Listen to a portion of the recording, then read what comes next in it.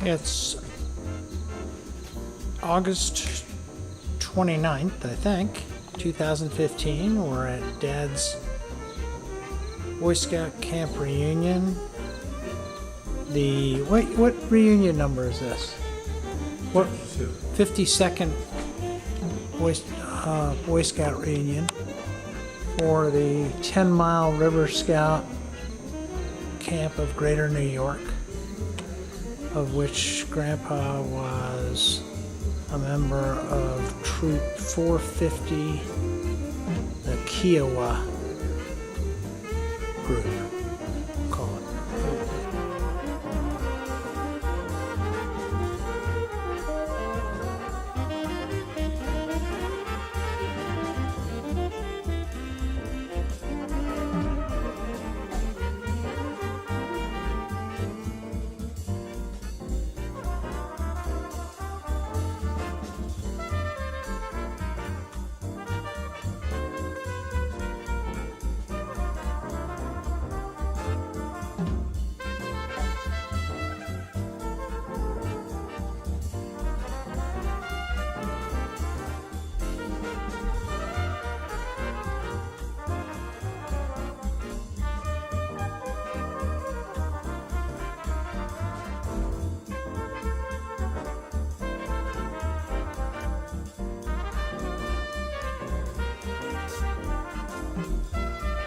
Just a couple?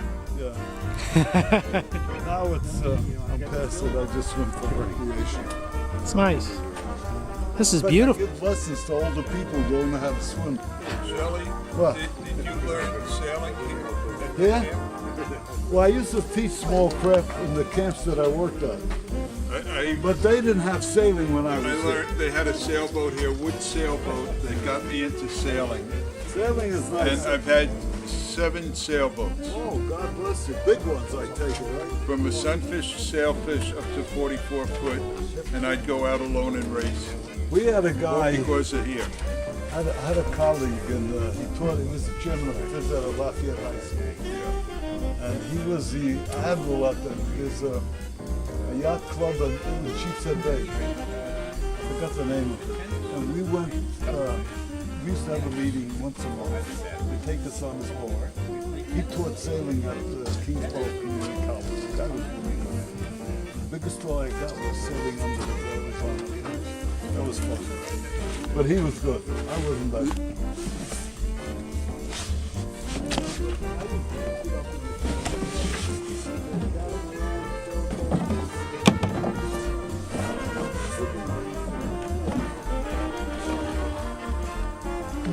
I gotta know who I'm looking at here. Who? Are you going to help me in the moment? I'm just going to hold the boat. You're not that old. Philip? Phil Gittleman. I think I'll hold the pole. Phil Gittleman's in charge at the helm. Grab the gunnels with both hands. Grab the gunnels with both hands. Grab the gunnels. Who's up front? And Shelley Spiegelman. There you go. And you guys are off. Job in campus. Phil Gittleman and Shelley Spiegelman.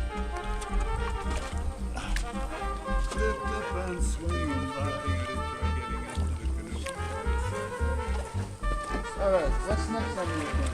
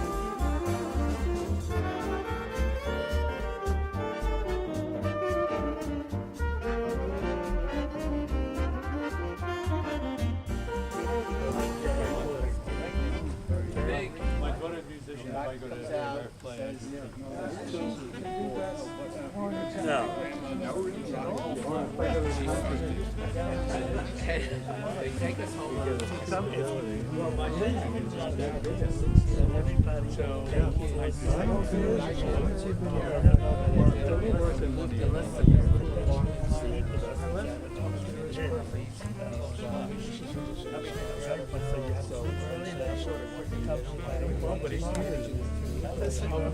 My brother, Not advertising.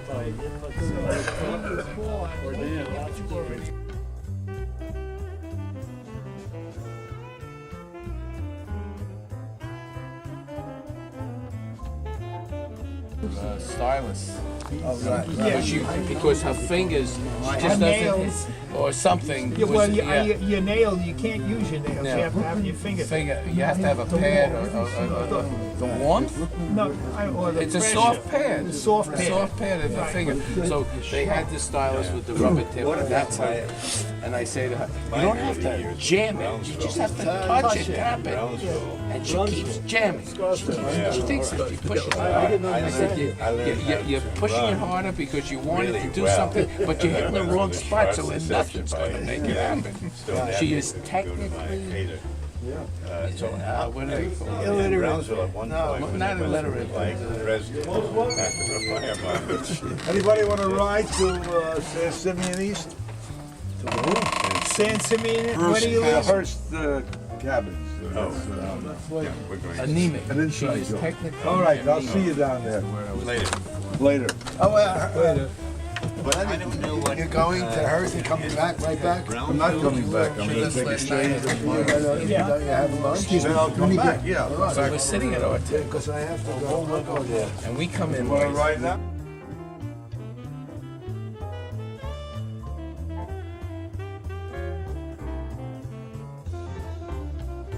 I swear, they went to Contact each other. your parents gave one. My uncle owned He has a twin. They were really I agree, we're not identical. We're not identical. They gave one. No, no, we're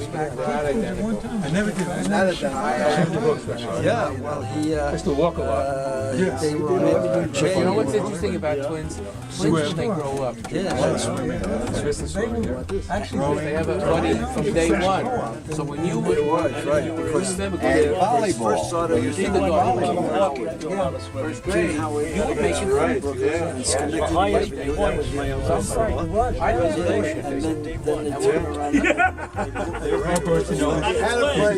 I had and what was interesting was the swimming marathon. There was a collective punishment. So whoever got the first two times I tapped out. You go down there. That's right.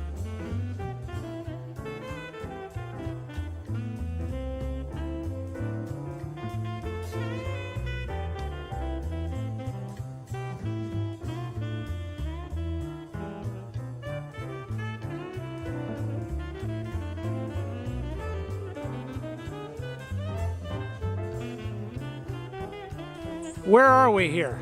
We're at the museum. But what's this cabin here? Oh, this is the cabin where the kid lived. Okay, In my camp. okay. This was transported down from the old camp and resurrected. Okay, so we'll go inside and take a look. And I lived in the tent. All right.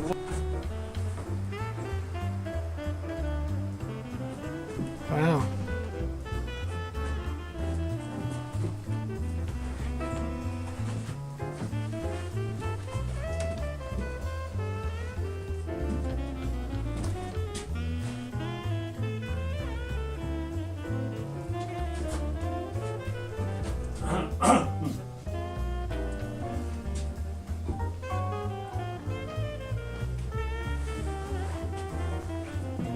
Yeah, this is more characteristic of a lot of the campsites. See the tent? That's almost like Echo Hill out to a school.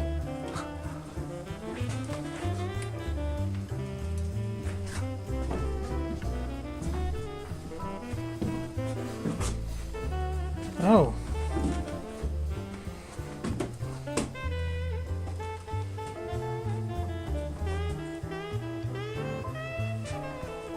Here's Lenny Marcus, the guy that says his initials. This is Phil Gittleman. That's up there at the camp right now. Yeah. The troops are on their way. Slow and easy is the way. Yes, indeed.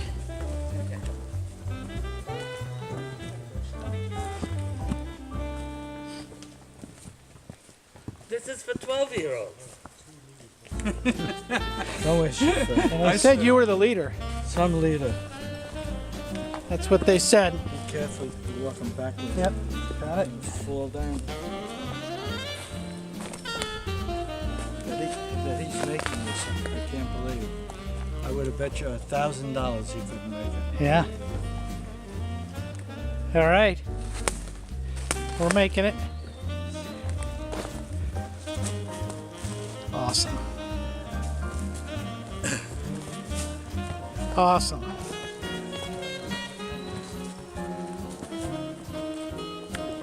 Whoa. Awesome.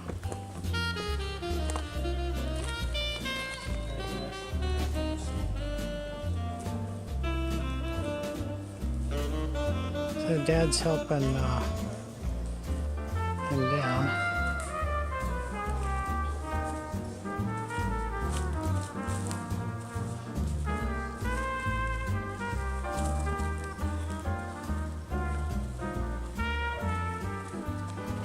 All right, almost there.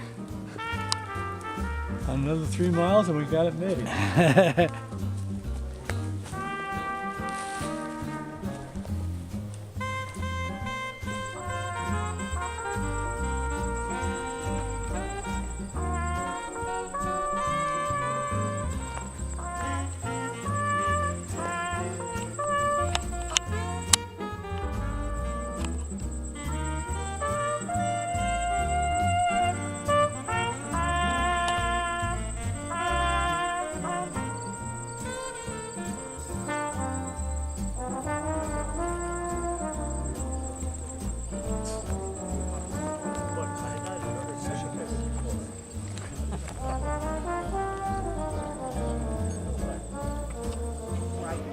So we're at the memorial service in front of the museum, and this is the 10-mile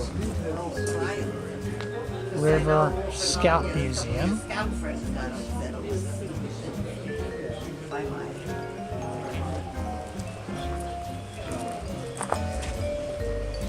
We'll just give you a quick glimpse.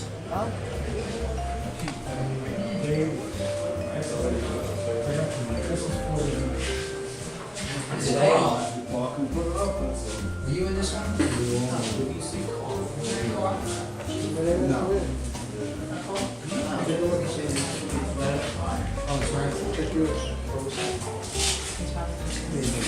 Yes, you don't play anybody.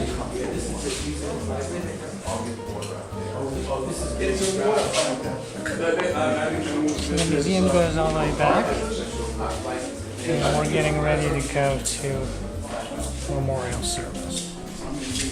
So,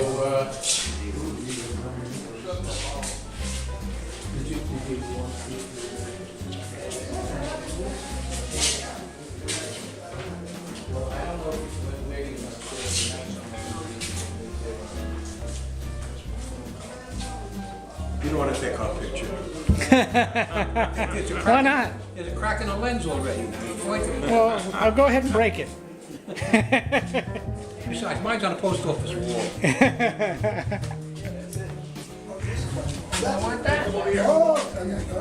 We have everything. I got it. Here's 13. Here's my necklace. I don't know what I did with it. My best days, I know nothing about that. Here's what has been recommended, is that we have a considerable number of people here, not of the families, who want to be part of the ceremony.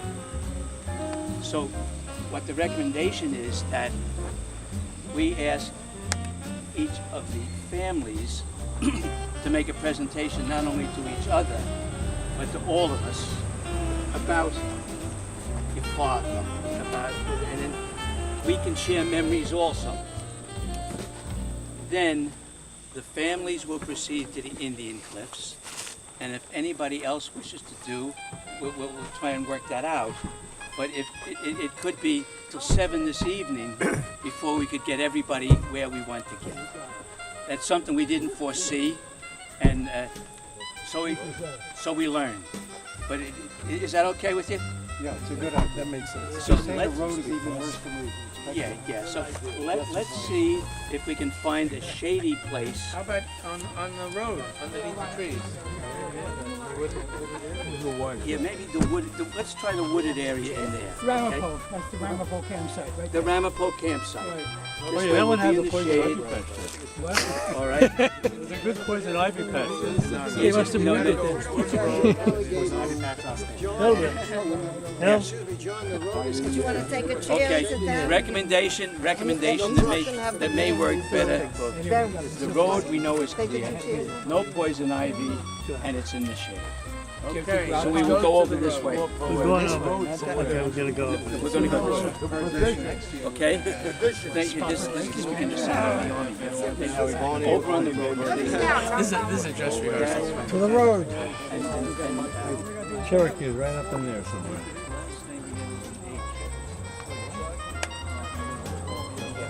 Ariano is the assistant scout minister? Hoffman. I read, he wasn't He was in my camp, so I Oh, he wasn't in camp? Yes, I remember. Well, Larry was in my troop. And what year? It had to be when I was 40, I was here for 2 I think Glad I got here. 45. Oh, there's my security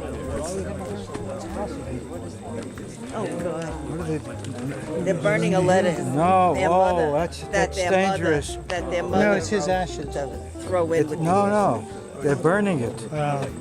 Ashes don't go up like that. Okay. They start, it can start a fire. A letter their mother wrote. She wanted it thrown off with the ashes. You can't do that. We're going to have a lot of hopefully we're not going to have a fire. Program, but not on customers. And what we recommend is this. For the members of each family to please share some of your memories and some of your memories.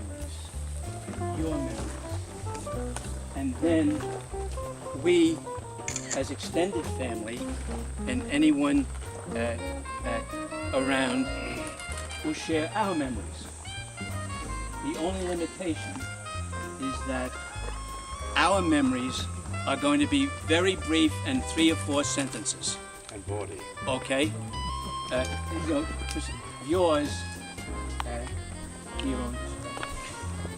So we've had lunch and went to the museum and had a nice memorial service, and we're on our way to the what they call the Indian Cliffs. So You got it? we have carpooled up on a few 4-wheel drive vehicles, and everybody's hiking down the trail here. Dad, you want to put your thing away? What? You put your video away, so you. I may use it up there, I'm not sure. Yeah. Okay.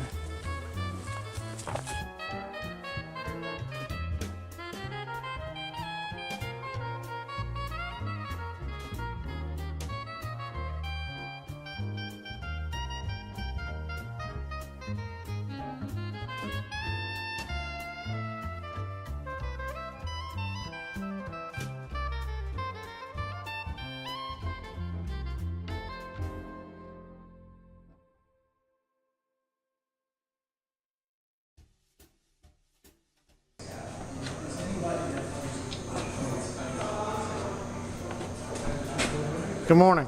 Hello. Let me get your thing here. I was looking.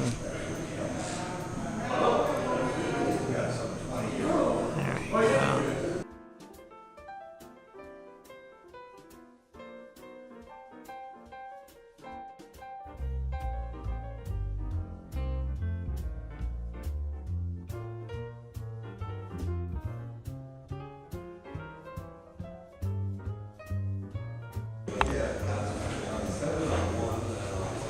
About 7:30 on Saturday morning. Well, I'll tell you what, we'll make an agreement. Neither is okay. That'll keep us young, right? No, it's the other way around. 10 is good. 7 and 8 in Vista is horrible. I need a new CPU. Hey, you're my son.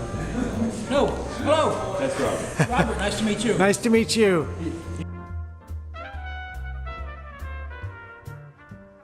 Everybody's attention for a moment, please. Can I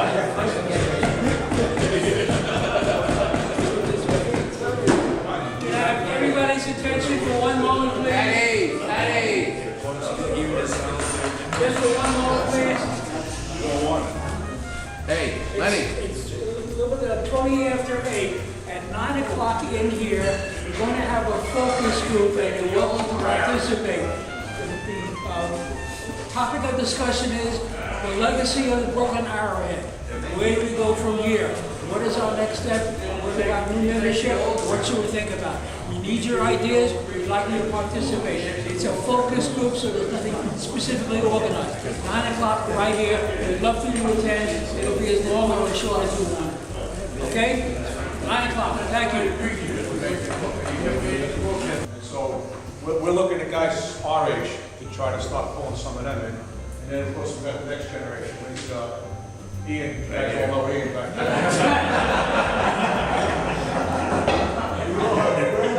No, we have to say about that.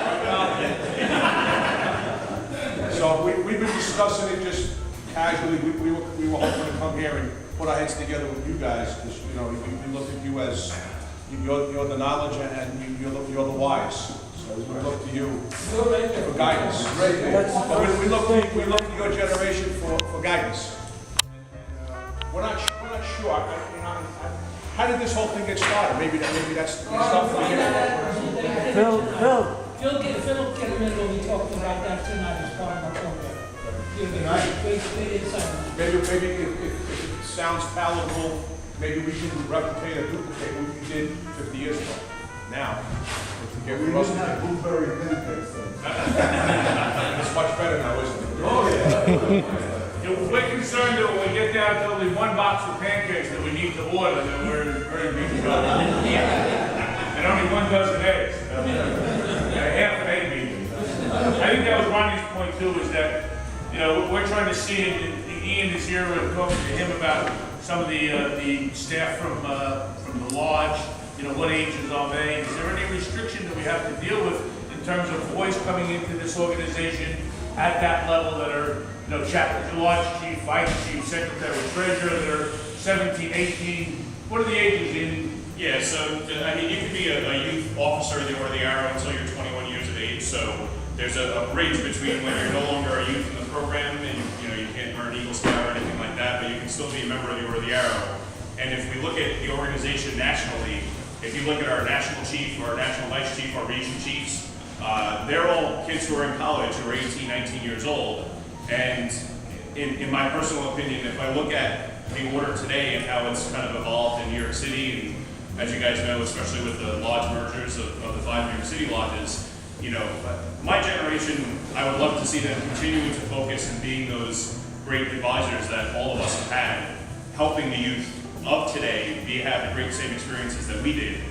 And now say, you know, to your generation and maybe guys 5, 6, 8 years older than I am, if this is something that they would want to be a part of, just because there's a little bit less of a time commitment, which is probably the biggest concern I would see for most people, is this is a very casual atmosphere. This is a fantastic atmosphere. I was saying to these guys over breakfast, the first time I came up for an Arrowhead reunion weekend, I was probably about this tall. My dad, Tony Pinavaya, who you may know, said, "Oh, we'll be up at the house for the weekend. You should come over." And I met many of you guys. I remember some of the faces, and some of them are new.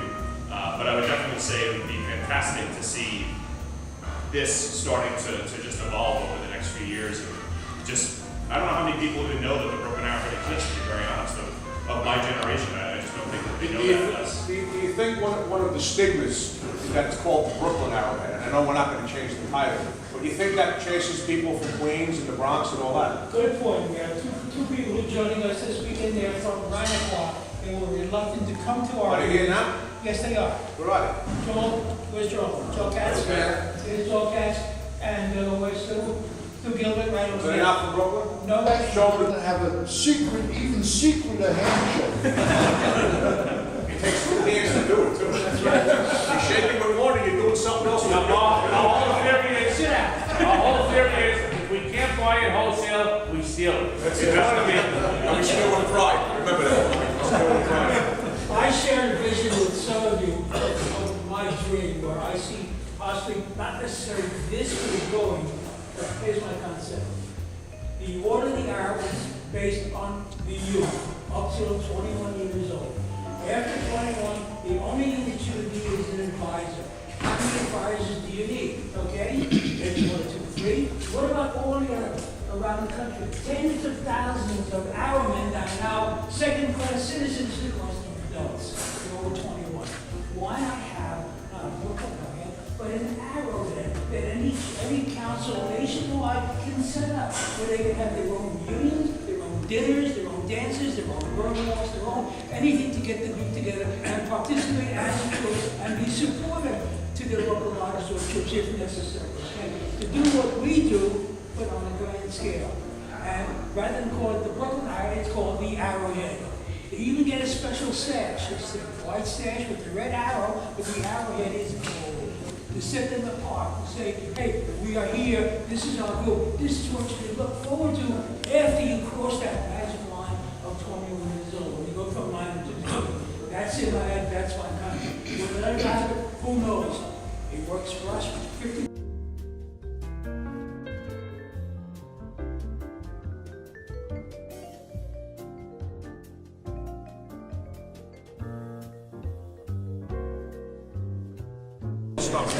So it's lunchtime on Saturday.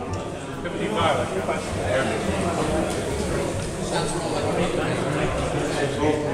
All of that is over. What are you doing? I'm running from the cops. So you're the guy. You kind of roll that day. To be like, oh, here's like good restaurants, like good family friendly.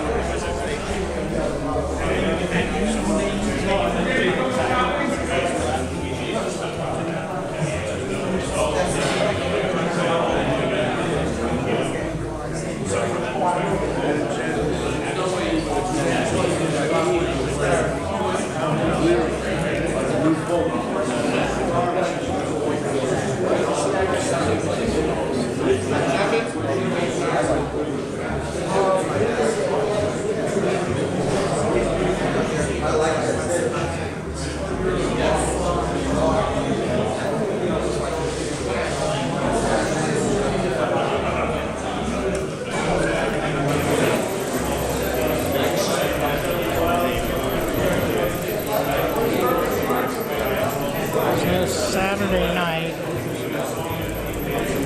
and sort of the conclusion of our weekend here.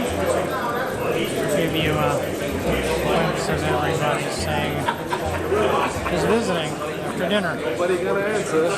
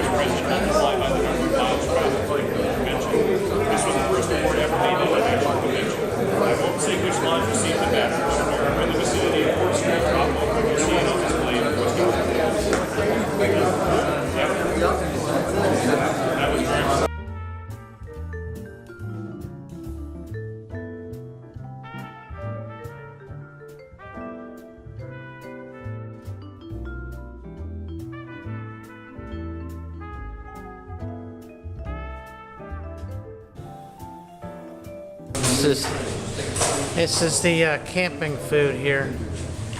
Lox and Roughing It.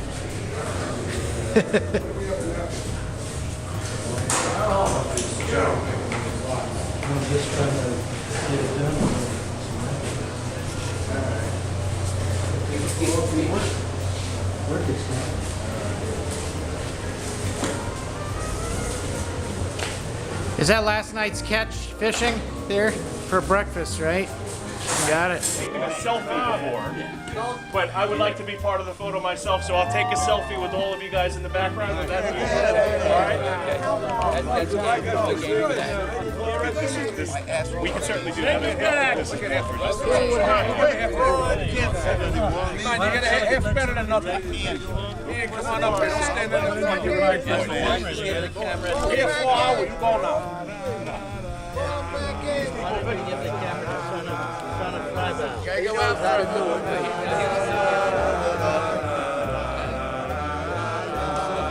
Hey, Erwin.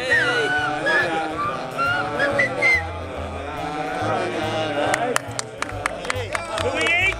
Yep. You're good. You're good. You're good.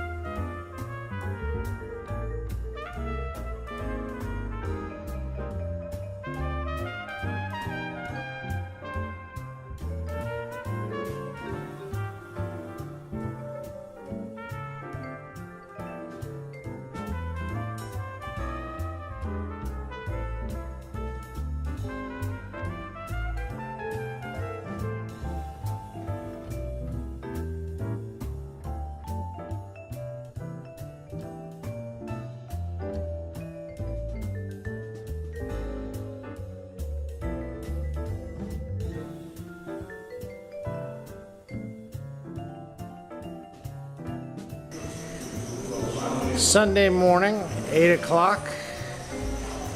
Maybe not even 8 o'clock. We're all rolled up and packed in and off to breakfast. Off to breakfast we go. We're off to breakfast. Hey, he'll tell you, you have to have a beginning of the documentary and an end. This is the end. It's all about the bagels on Sunday. I see that. You didn't give him the recipe. Well, because we saw.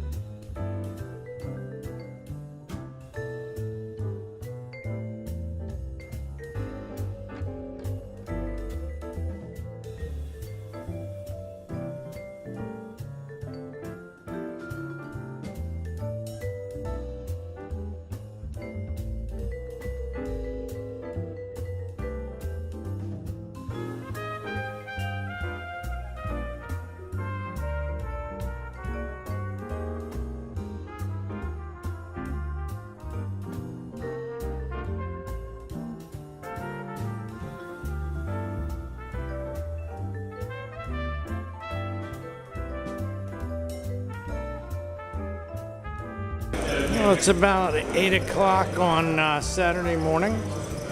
First crew's getting their breakfast here.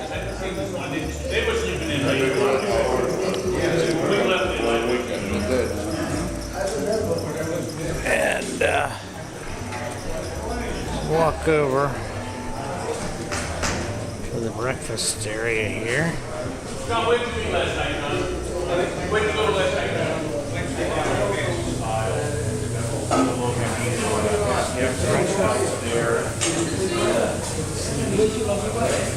Yes, the bread's up by the toast.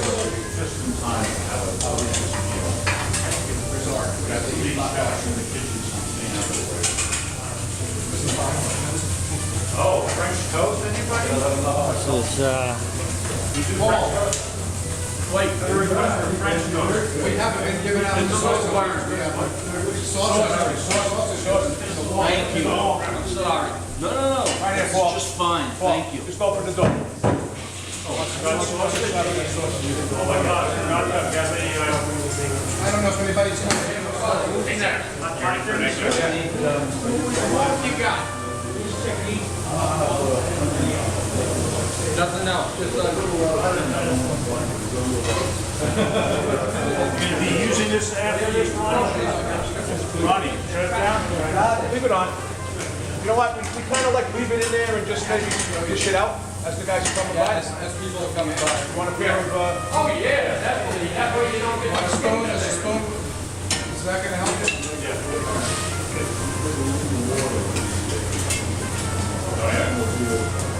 You're going to be up at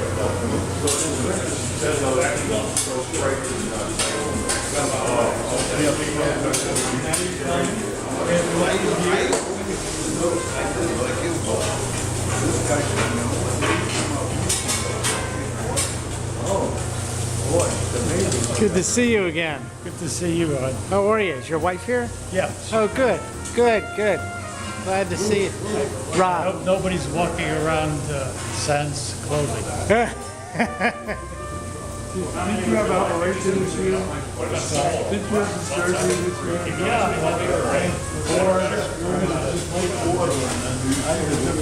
And your wife had an operation. Wait, they're ready to go now? You got the deal. I got John. My son is asking about it. There he is. Yeah, I remember you were doing. What's the drop? That's Yes. And if you let her get a little hard, you can bounce him off your buddy's head and knock her out.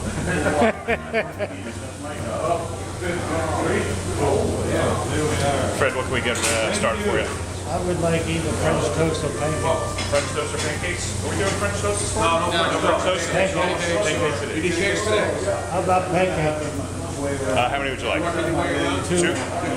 Any sausage with that? We do have sausage just in the hot box there for you.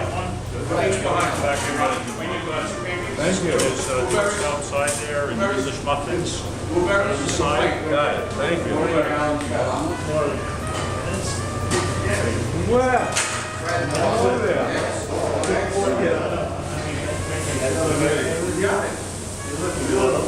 Well, everything is not okay. You want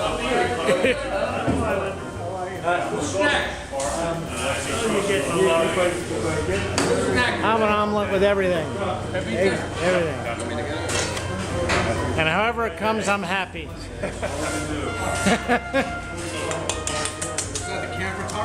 That's the. I'm still getting paychecks. Did you order first? I did. I got whatever comes. You got it. Well, everybody is. That's why I'm going to try to stay there as long as I can. Al and Ish.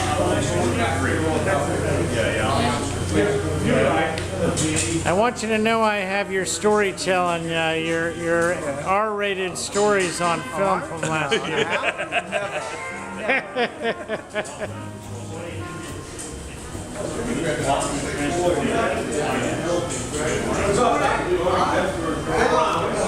Hi there, nice to see you. How are you?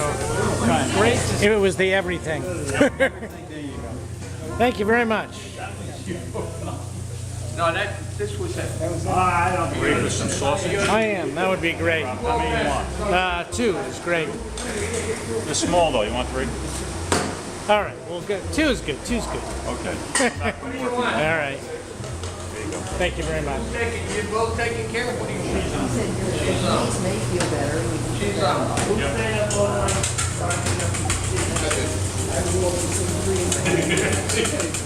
It's the same motion, so it's good at that.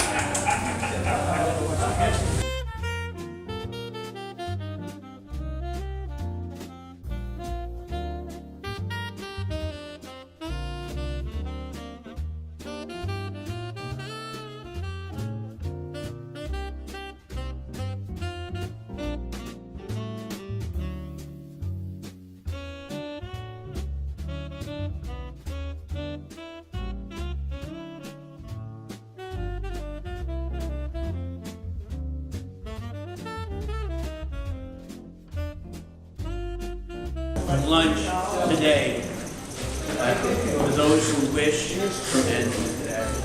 and others will be coming up. Will be after lunch. We'll go out to the flagpole here and have an informal memorial for Artie and Shaq. And it'll be a question. Just bring your memories. Bring whatever you'd like to say. So we'll be thinking of Artie out at the flagpole. Thank you. Thank you. Awesome. Did you have anything for Stewie? Stewie's turn.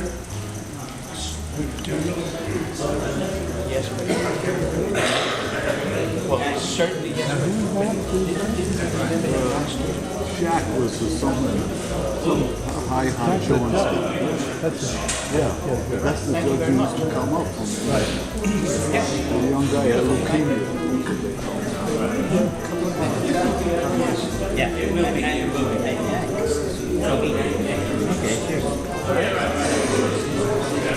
Robert, that was a good dance. Yeah. I'd like to say I made it, but Ronnie made it. He was the blueberry pancake guy.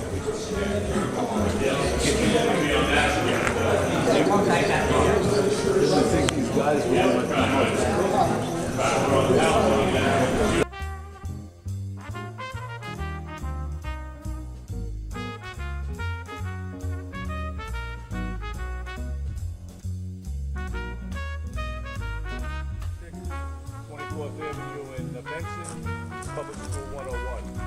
We were down there registering and everything and meeting and greeting the different scout people that were there and boys and leaders.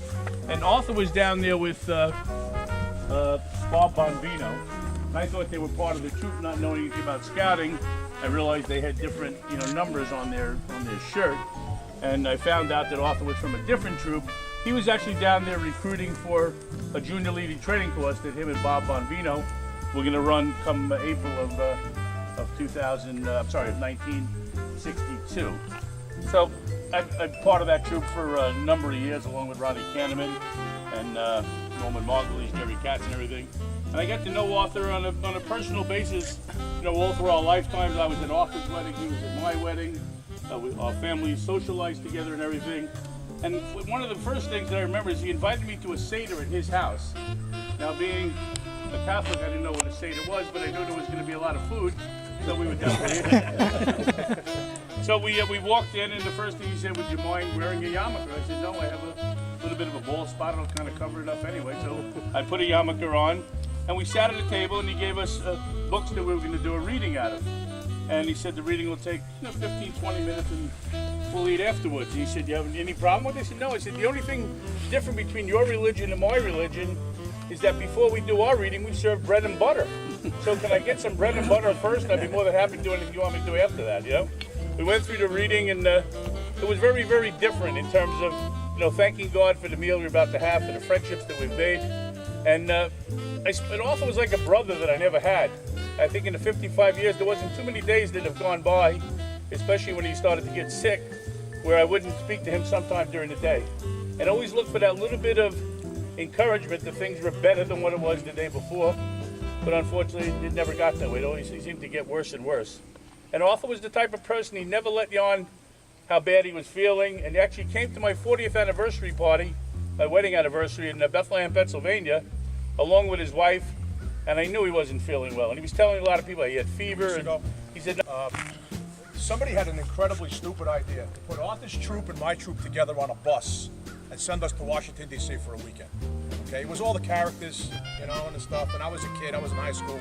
And at the time, Arthur was a high school teacher. So we begged him to go to Washington, D.C. and a history teacher. He picks up the microphone in the front of the bus, and for 2 whole long days, past that building, and it says this over the top. Past this building. He knew every building, what it said in the concrete, what it said on the steps, and all that stuff. So by Sunday afternoon, we just about had enough of Mr. Shack. And what I did was, I said, it was a lull, and I said, "Arthur," I said, "it says something profound over the door of my high school." I went to South Shore High School in Canarsie, Brooklyn. It was brand new. And he said, "You know what? I never went past the high school. What does it say?" And I picked up the mic for the benefit of the people in the back of the bus, and I said, "Over the door at South Shore, it says, Vito sucks," in red spray paint. And shut him up for the rest of the trip. The bus driver had to pull over, and we had a good laugh the rest of the night.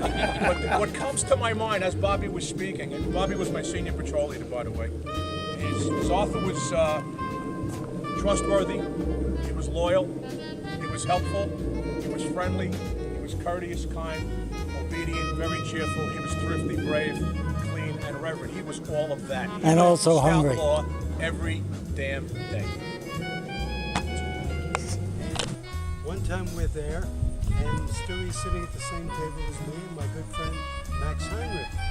And I was carrying a licensed pistol that I had, and Max had bought one also. And Stewie Stern says, do you want to see my pistol? Well, again, Stewie was very slight as far as we know. What was he going to do with the gun? He pulls out a very nice automatic pistol, and he tells us he works for the IRS. We knew that. We figured he's kind of like a scrivener, auditing returns. Turns out he was a special agent dealing with criminal activity, and he was one of the few at the IRS that was licensed to carry. So it was a whole other side of Stewie that we did not know. Bet you were nice to him after until that. Can I just piggyback on this story? So part of Stewie's undercover work at times for the IRS was to wear disguises.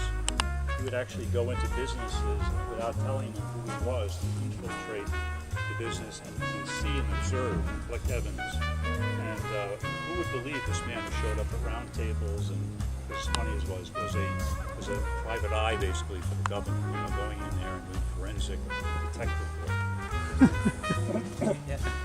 So I knew Stewie since I was 11. He was the assistant scoutmaster at the time.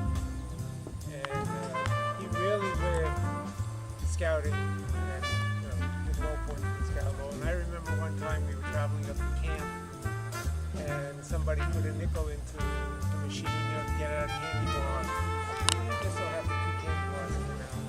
And the kids were all out. So, hey, we got a free candy bar. Stewie says, no, you can't do that. Let's go inside, we'll tell the owner, and we'll give you a nickel for that bar. That.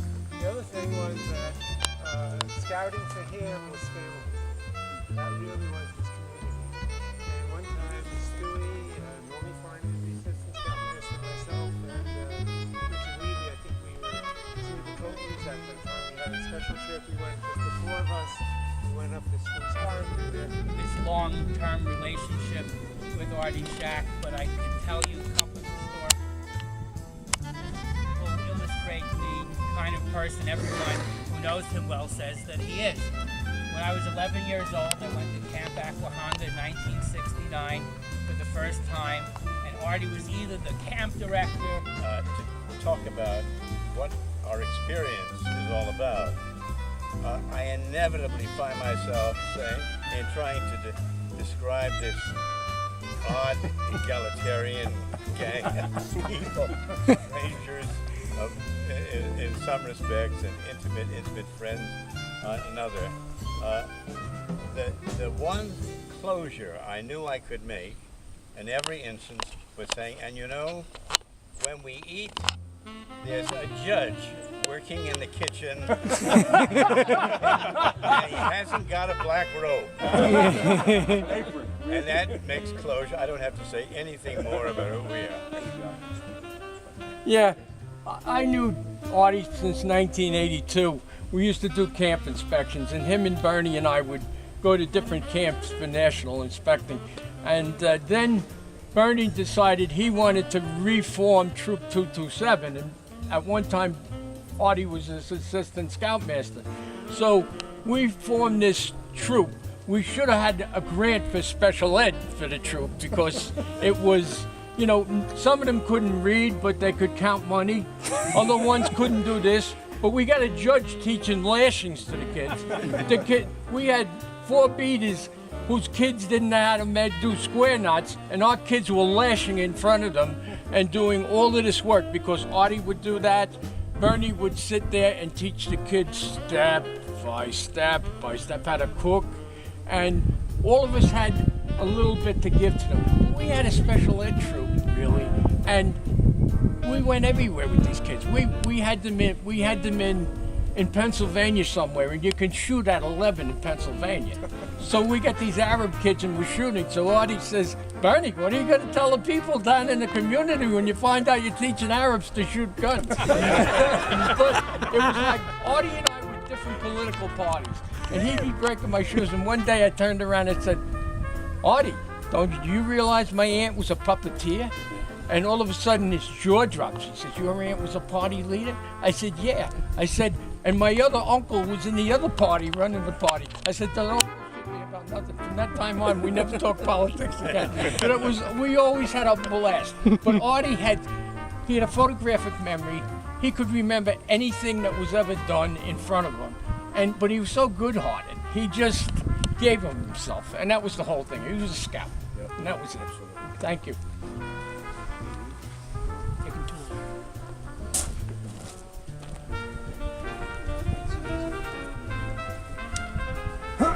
I first met Artie in 1966 right here at Camp Hugh. He was the assistant director of Camp. George Reynolds was the director. And I was the scoutmaster at the site for that. It was called about a month.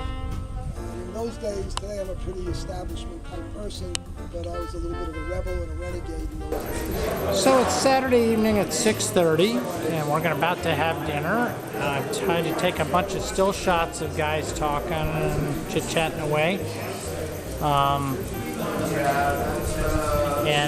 We'll eat dinner and then have a little ceremony after dinner. And I'll get back to you then with video of the ceremony and festivities after dinner.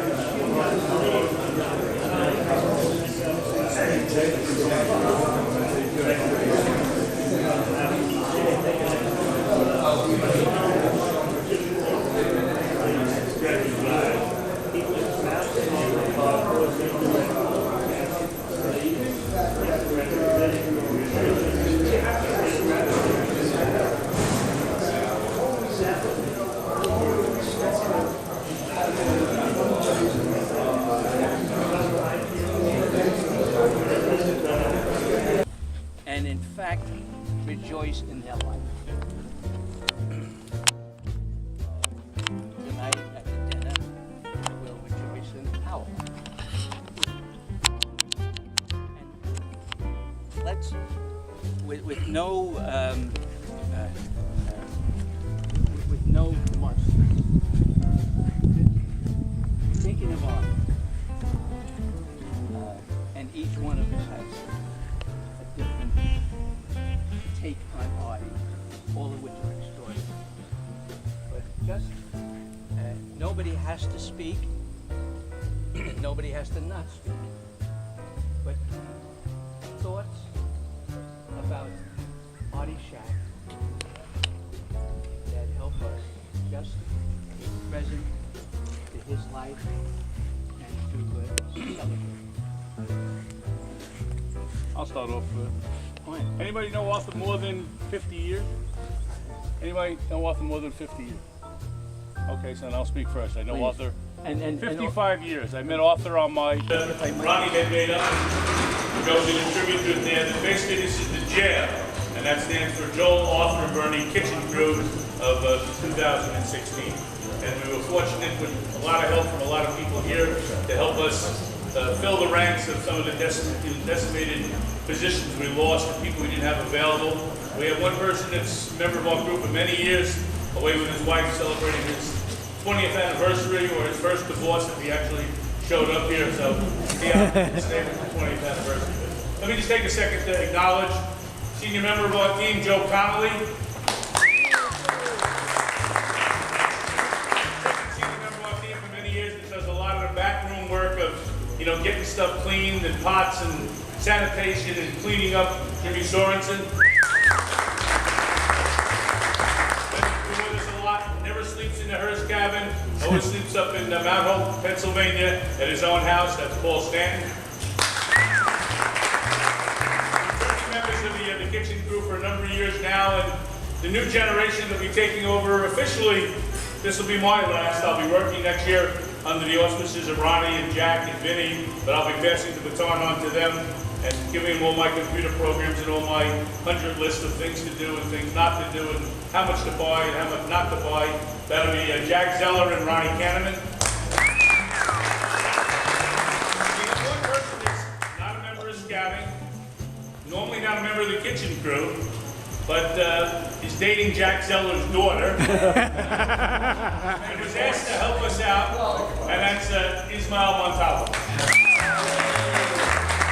appreciate all the help we got from the group, the honoraries that helped us make the salad, make the fruit cup, set up, clean up, especially Janet, who did a tremendous job in organizing, making sure that the knife and the fork were on the right side or the left side. And the folding of the napkins the same way the arrowheads over the right side. So I just want to thank everybody. I hope you enjoyed your weekend. I hope you enjoyed your meals. We enjoyed doing it for you.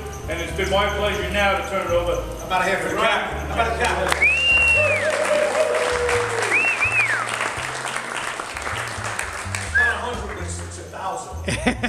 It's 1,000. Just two comments. One is the trip back in memory lane that Donnie was leading. For those of you old timers, I don't know if you remember, D1 was really a senior division. And it was all of this music that you were listening to was done in the dining room every night, every day. And many of the songs were attached bodily almost to individuals within the various camps. In other words, a person was associated with a particular song, and that's the one he led. So it was a very, very lively, very nice feeling during your dinner time. I don't know whether you all remember that, but that's what went on. I have one more comment. I have a confession to make at 87 years old. Cherokee was the first camp, or the first institution, to start safe houses for illegal, undocumented immigrants. This was known at that time as freeloaders. One of them was Herbie Semmel, which many of you know, and there were some others in my camp. And I attribute the success of Cherokee and a lot of the other camps to people who had a passion for making life enjoyable and imparting their knowledge to the kids in the camp. So again, Harvey Lefkowitz was my assistant scoutmaster, and I just want to comment in memory of them, and in memory of all of the staff that you guys worked with to bring that out. Let's get it right!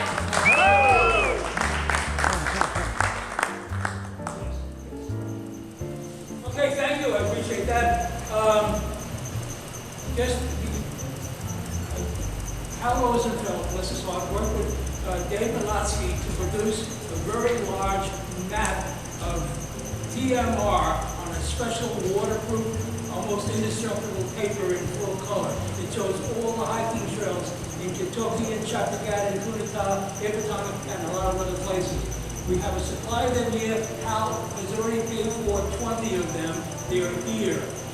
If you'd like to order one, the sign indicated is $10 each, and all that money will go towards the museum. Hal is going to be reimbursed for it. So if you want to purchase a map, they're really great. They're up there. You can purchase one, buy one, and our treasurer will have to take your money for you. You're up there. Yes? Is this, I remember 2 years ago, we were walking around with our smartphones and GPS equipment. Is that? No, this is a totally different thing. He showed the hiking trails that we used when we were kids. The pig trail, the rim trail, the spoke trail, and all those things around.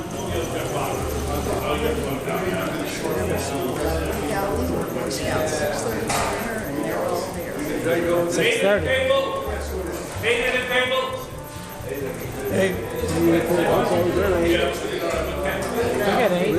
We're 8. Only 8 at the table, please. No, we haven't eaten yet. Boy, they're trying to start right on schedule, aren't they? Well, the food in the kitchen is what dictates what's going on.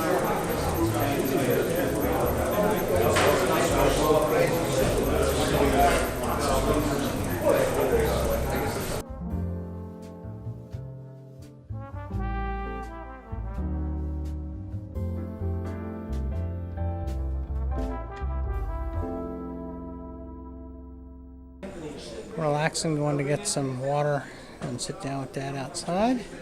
We'll head indoors and see what's going on.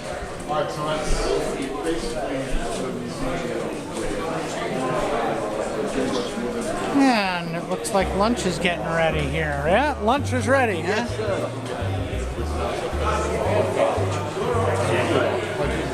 Nick. Quite a buffet for lunch here.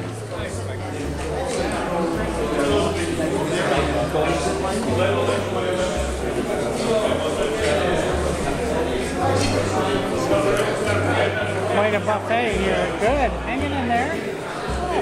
Well, I hope you're doing a little better than hanging. Better than that. I'm doing great.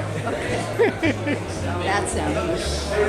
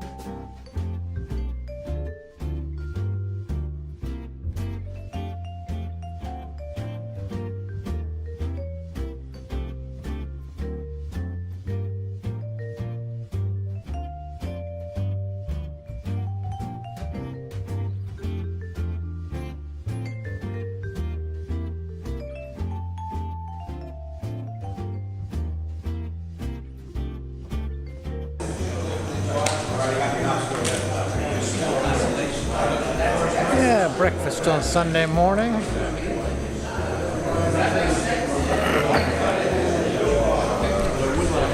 Not a bad spread. Not a bad spread. Not bad, not bad. Here's the smiling photographer.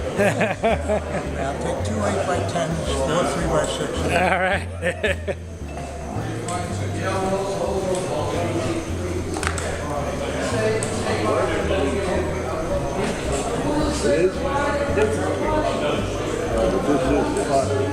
Oh, I see. They got this one over here.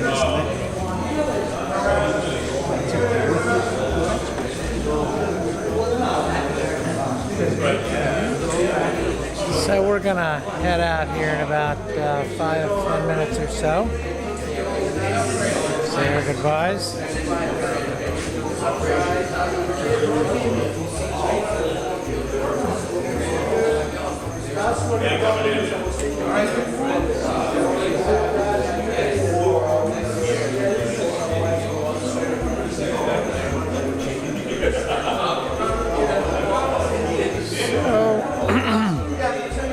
Until next year, we'll give you our parting shot. Oh, I forgot to give you the nice facilities here at Camp Kiowa. They have a sink.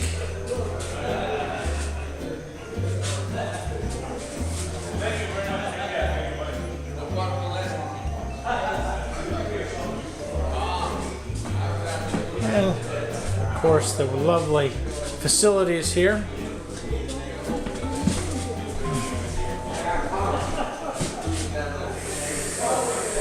And in contrast,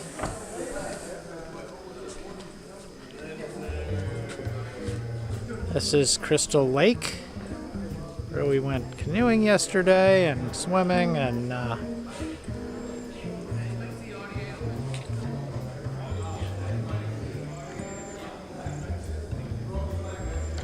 relaxed under the tree.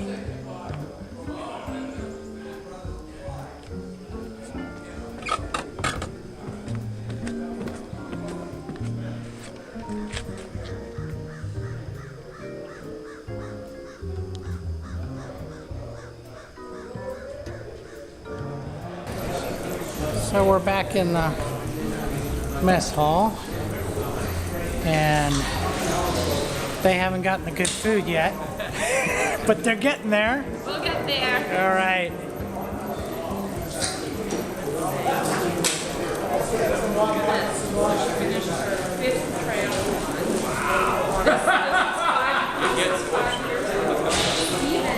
Ta-da!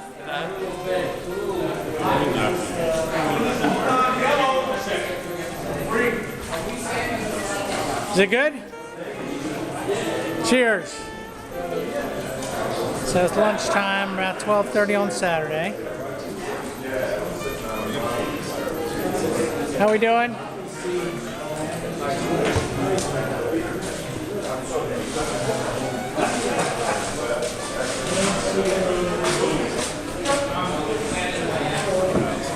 Oh, we got some pickles. Larry, did the Israeli scouts? Yes. Where are you sitting? That's the county, yeah. All right, so yeah, Larry, sitting. Larry, no, Gary Schiller is the house. Okay. Worked with them, and we put him up to Fort Hamilton. Oh, that's And nice. then last night before they went off. The dressing is on the salad already?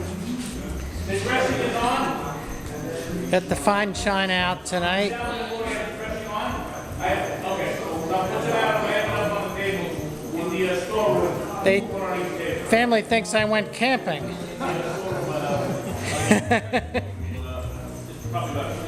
All right.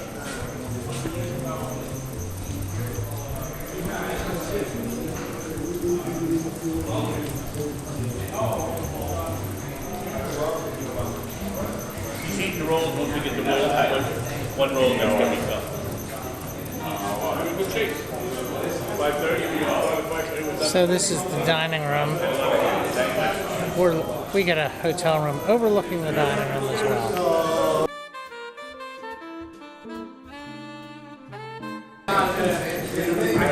Okay, everybody, will you please rise for the base? Jonathan Nelson. Please rise.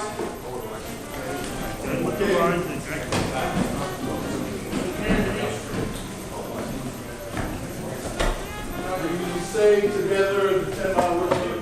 Evening grace, those of you who don't know it, you can read it. Tired of God, on our way, thou hast kept us all this day. While we thank thee, we request their continued pardon and rest. Amen. Pardon and rest. Amen.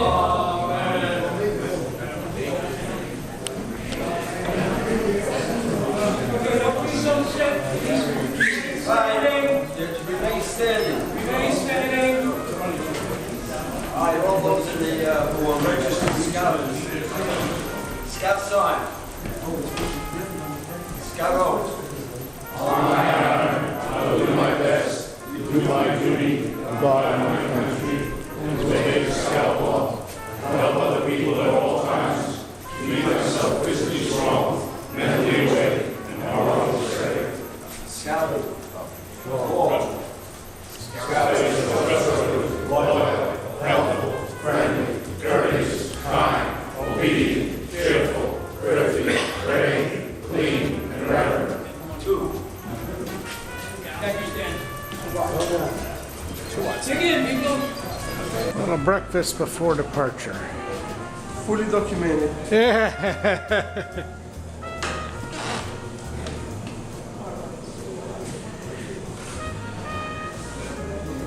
The final day.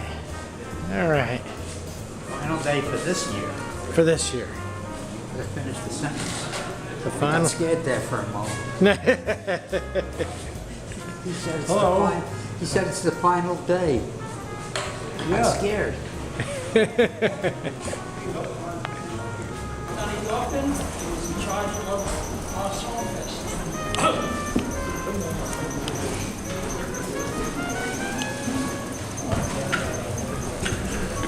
Stand up, Donnie.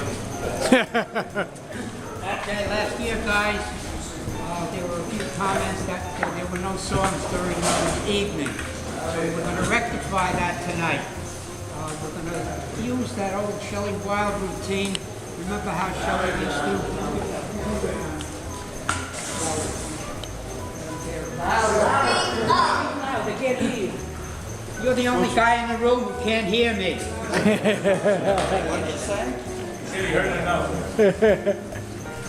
Okay, anyhow, Shelley Wild used to start off a song and then everybody joined in and we did the first 2 or 3 lines of the song, we cut it off, and then we started in the next song.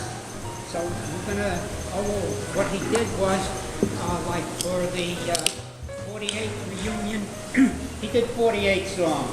For the 50th reunion, he did 50 songs. Tonight is our 53rd reunion. We're going to do 35 songs. That's 53 backwards. Anyhow, so you know how that works. you jump right in, and somewhere along the line I'm going to come to a song that you may not know the words for. Fake it. Jump in, make some noise, stamp your feet, clap your hands, whistle, hum loudly, but we got to really hear it. And the reason is that we have too many brothers up there, and it's an awfully long distance. They have to hear us. We got to really belt it out. All right? I'm going to embellish this a little bit as we go along. It won't be only me. Somewhere along the line, I'm going to cut in and ask somebody whose name I'll call out at that moment to get up and lead us in his or her favorite song. All right, so if I call your name, stand right up and start us off.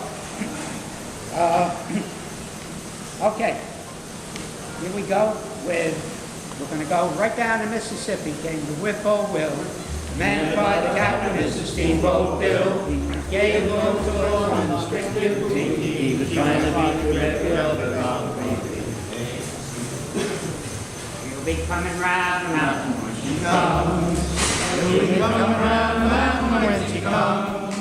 She'll be coming round the mountain. She'll be coming round the mountain. She'll be coming round the mountain when she comes. In a cavern, excavating for a mine, lived a miner, 49er, and his daughter, Clementine. You can dig my grave with a silver spade. You can dig my grave with a silver spade. You can dig my grave with a silver spade. 'Cause I ain't gonna move no more. Favorite song, Dan Bird. My dad's song, Alouette, jumping Alouette, Alouette, jumping hooray. Goodbye, my old Ohio, baby, farewell, my old true love. I'm sorry that I have to leave you, never to see you anymore. Boom, boom, boom. Once a jolly swag Man can hide under the shade of the little long tree, and he sang as he watched and waited for his good luck. Come all sing Matilda with me. Jerry Frybound. We're Cherokee men born and Cherokee men bred, and when we die, we'll be Cherokee men dead. So rock, rock, and Cherokee, rock, rock, and Cherokee, rock, rock, and Cherokee, rock, rock, rock. And sunshine is on the top with plenty of light. We'll fight and start going off the top, and we'll knock our rivals through the sea. Boom, bop, boom, bop, boom, bop, da, hey, boom, bop, boom, bop, boom, bop, da, hey, boom, bop, boom, bop, boom, bop, sing.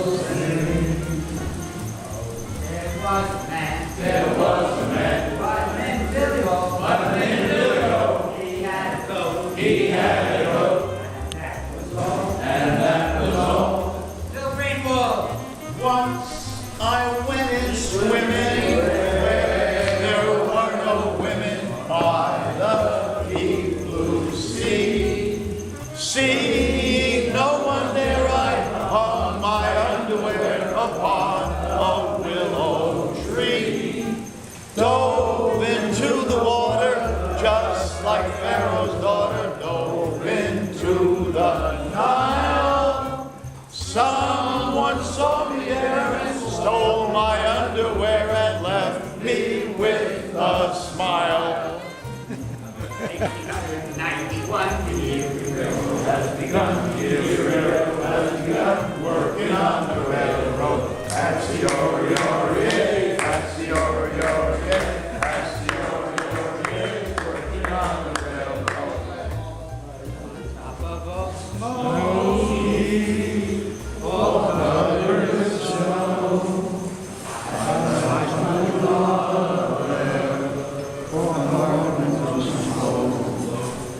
Went to the animal fair, birds and the beasts were there. The old rebel with a light of the moon was talking to her hair. The monkey, the drummer, Sarah, the drummer. What monkey can do about? Come on, Cashman. Where? Knock up the boil, let the old smoke go. Turn out your bottle, run out of coal. If you don't beat the record,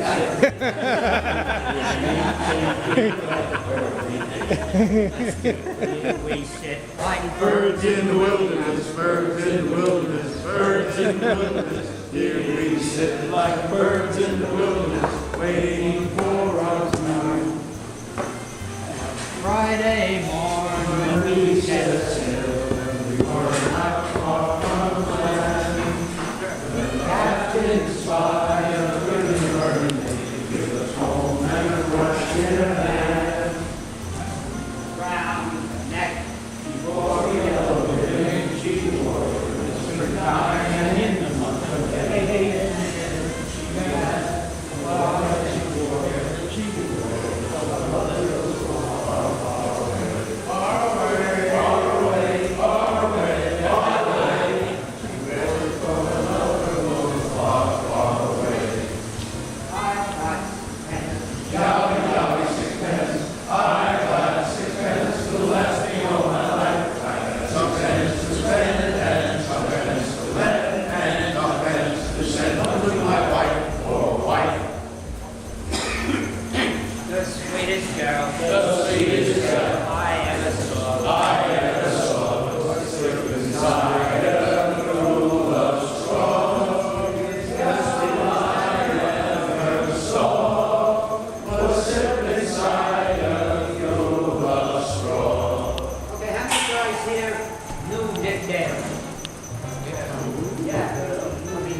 only heard of Nick Dale.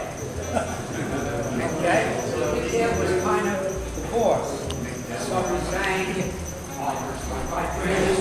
Princeton's run by Yale, Yale's run by Boston, Boston's run by Yale. Hey!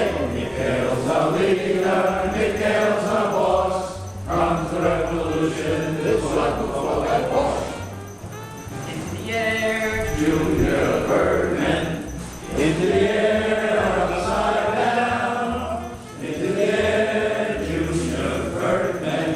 Keep your nose up off the ground. off spoke again, we do. Trying to place bed against the whippoorwill. Young like the roll that would shovel the bear, and floating on the water and the mouth of the air. Three was sitting on a log, oh Mona. Finger on trigger and eye on hog. Oh, Mona. Oh, Mona, you shall be free, hallelujah. Oh, Mona, you shall be free, hallelujah. Oh, Mona, shall be free, hallelujah. The Lord sets you free. My sunshine, my only sunshine, you make me happy when times are gray. You'll never know, dear, how much I love you. Please don't take my sunshine away. favorite song, Les Lefkowitz. We know that one. All right, enjoy the vote. To the tables now memories, to the place where we dwell, to the dear old temple bar we love so well. Sing your hymns assemble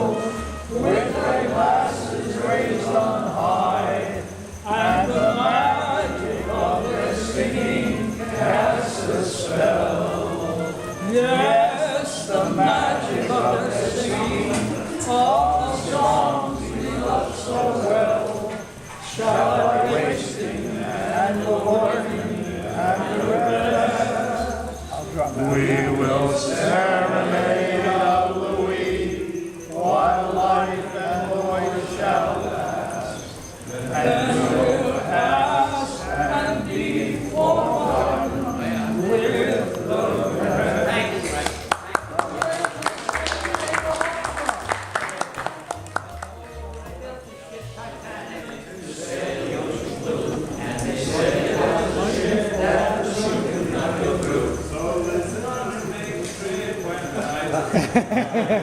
Sad when the great ship went down. Oh, it was sad, oh sad, it was sad, oh sad, it was sad when the great ship went down to the bottom of the husbands and wives, little children lost their hands. It was sad when the great ship went down. On the railroad all the long day. I've been working on the railroad just to pass the time away. Can't you hear the whistle blowing? Rise up so early in the morning. And you hear the whistle blowing. Time to blow your horn. Time won't blow, time won't blow, time won't blow your horn. Time won't blow, time won't blow, time won't blow your horn. Get you ready. You are company. Will you ever rise tonight? You are company. Hey, viva, viva, viva, oh, viva, viva, viva, oh, viva, oh, viva, oh, viva la company. Never could tell on our regular class. Viva la company. Bring up his favorite class. Viva la company. Hey, viva la, viva la, viva la more. Viva la, viva la, viva la more. Viva la more, viva la more. Viva la company. Viva la company. And every little and every night. Viva la company. Hey, viva la, viva la, viva la more. Viva la, viva la, viva la more. Viva la more, viva la. 70 years ago. Gotta speak up. Yeah, all right. Probably 70 years ago. I wouldn't even try to undertake this explanation. It was tough. It's tough to live through. It's tougher to talk about it. But I think you're entitled to be with your friends, to Bernie Sussman, to hear what we observed. We observed a person who we hardly knew.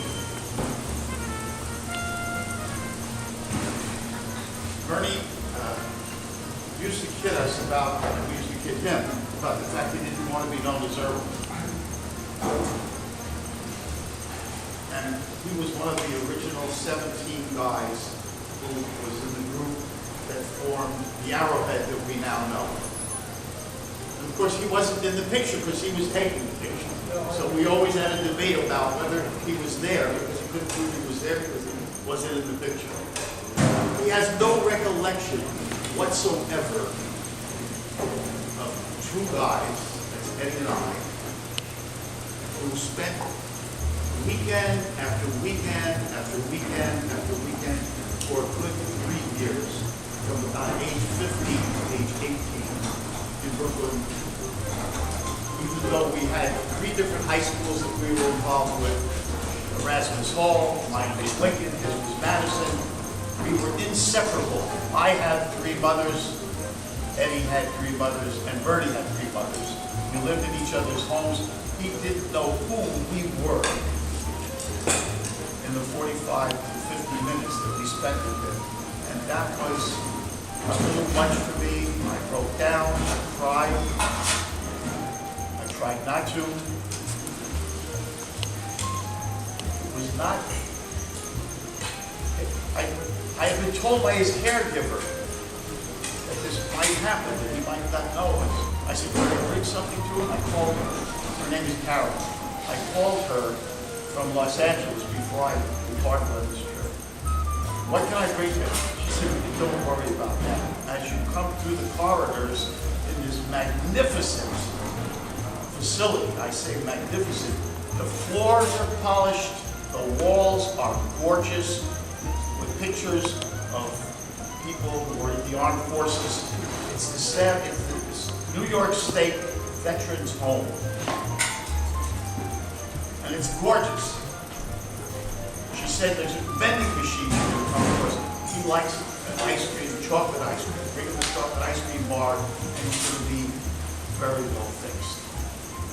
When we arrived, he was being fed by her, hand-fed. This is a guy who was the most street-wise person I've ever known in my life. He knew when the cops were coming and the crap game was taking place in the schoolyard.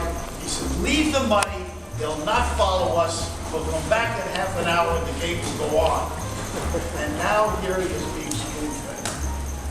Alzheimer's is not a fun thing to observe. But he's being cared for. He's secure. He's not going to have the Larry Lachey thing and be for a week on the floor of his apartment or his home and get dehydrated and get close to death, because he's cared for magnificently. I mean it, magnificently, but no memory at all. And here's the distressing part. He knows he can't remember. And it's bothering the hell out of him. He just can't remember. He doesn't know who we are. Pardon me, there's a lady present. The first words out of his mouth, and this is a Bernieism. He says that, "Get the fuck out of here." He didn't know who he was talking to. It was just a joking matter. And it was a joking matter. He was smiling. But it was very distressing for us and for him. Do I recommend that you try and communicate with him? Look, he wouldn't know who you are on the telephone any more than he knew who we were in person. I would keep going to listening because sitting. Well, it's Montrose. It's right on Montrose. Peekskill, New York. Peekskill, New York. I wouldn't tell anybody here not to go. We went. Would I go back again? I'm not so sure. It took more out of me than it took out of him. It really was distressing. And I'm telling you now, he's being cared for, but there's no getting better. His father went this way, and now he's going this way.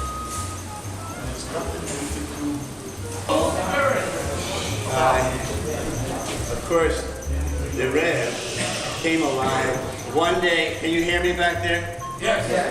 The Rev came alive one day. He was created when he made this profound discovery in our handbook that recommended to young growing men that they deal with the passions of night in cold water tubs. As I understand it, it's not an issue we're confronting these days. I'll get it from that.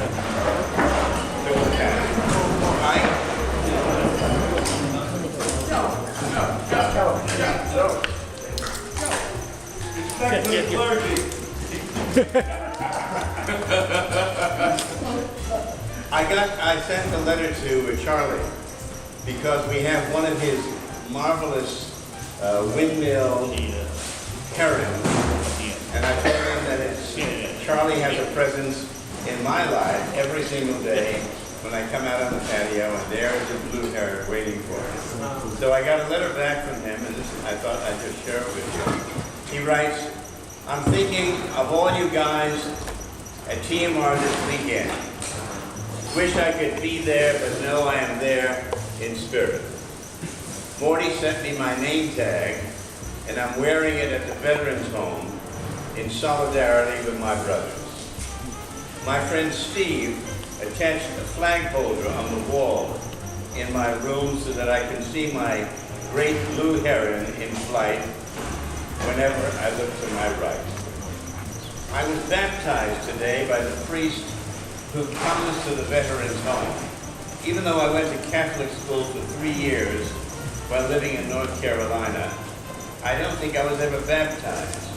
It was a very nice ceremony performed by the priest who was born in Nigeria and his helper Ray, who stood as my witness. My wife, Mary, Steve, and Jim, a volunteer who visits me every week, attended. I'm opening my own email account tomorrow, and he gives me the address, and when you get a chance, I would love to hear about the weekend with the boys. Well, I'll make sure that when I get back, I'll send you all his email, and I know he would be absolutely thrilled to hear from all of you.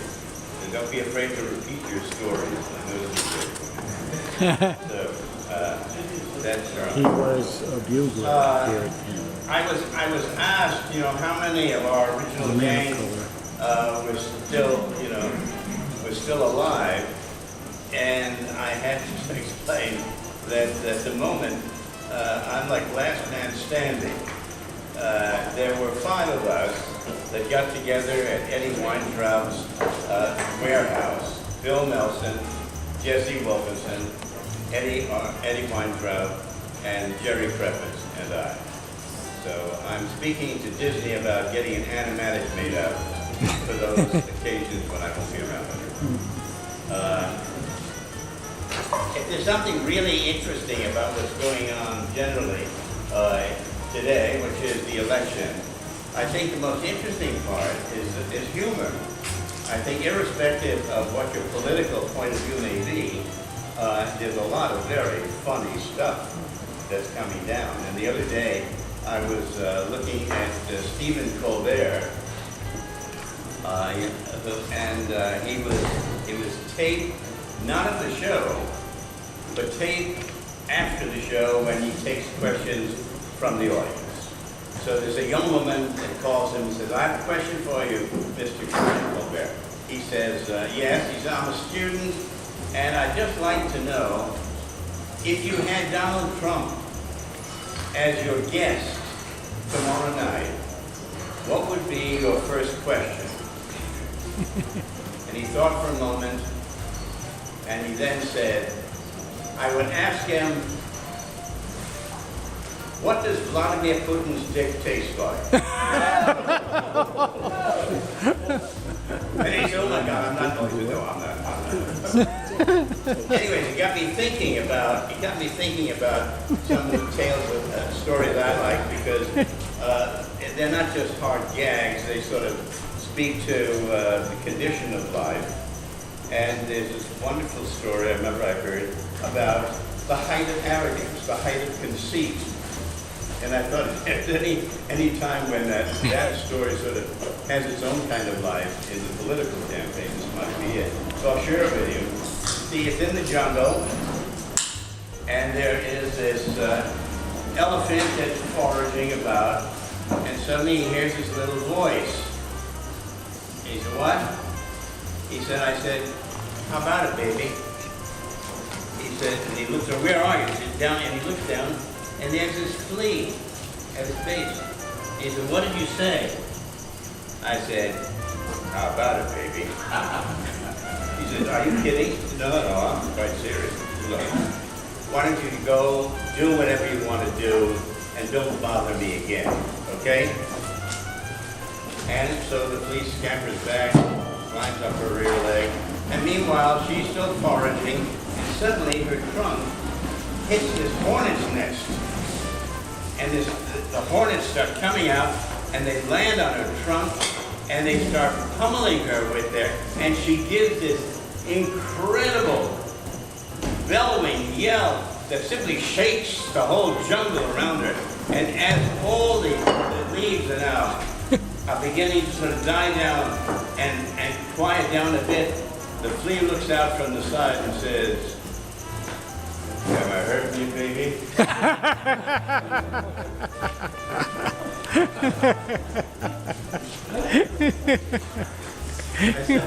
Somebody was talking to me about competition and advertising. I went to Baruch College, and on the face of it was an advertising major, which meant I took only that which I had to take, and then took liberal arts courses.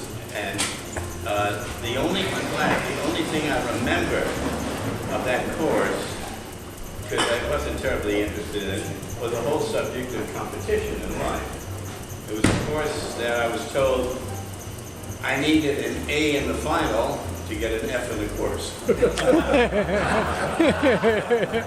And so, the story is that this guy's in the insurance business, and he has a sign, and suddenly, and he's all by himself.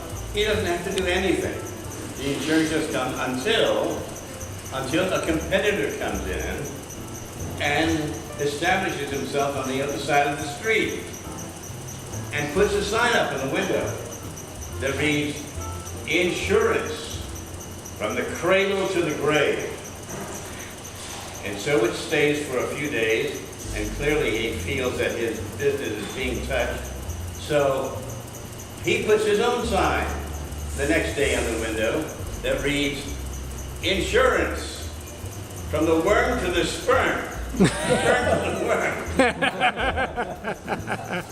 The competition ended on the final day when the guy across the street, the competitor, rolls down this big sign that comes down and that read, "Insurance from the erection to the resurrection."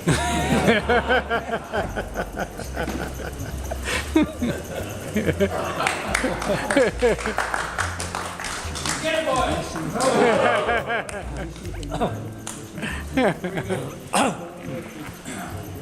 I'm now going to ask Johannes to stand up and give us a quick report on what's going to happen for the 90th anniversary of 10 Mile River, which is coming up next year.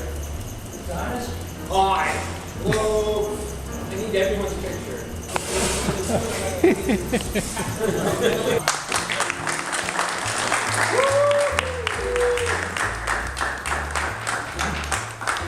also like to thank the people sitting up here for taking over strategic positions because of the absence of certain people. Art Adelman was our acting treasurer since Marvin Abrams couldn't be here, and he's handling all the finances and stuff like that, so Art, thank you very much. All who coordinated getting stuff from the chicken coop over here to the kitchen chef to be able to prepare everything, that was Lowell's responsibility. Who is our taskmaster to make sure that you all signed up to help us get this thing running properly, as far as setting up, cleaning up, and making everything happen. Okay, so these three guys work to a fantastic. In order to get a little bit more tradition back into these annual reunions, we got to start off with something that we always used to do, and we missed the last couple of years, and that is Brooklyn Storage here by guess who?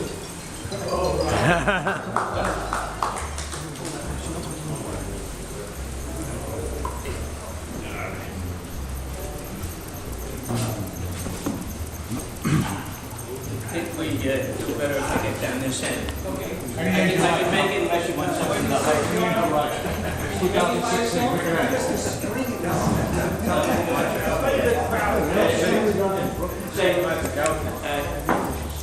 As you know, Brooklyn Storage Shed is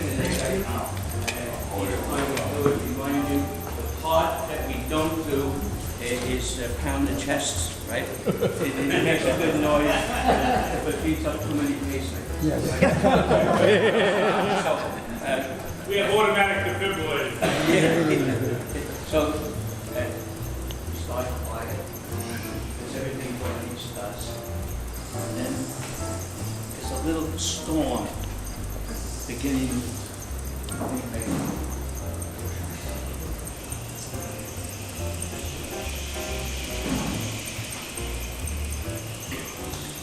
little rain.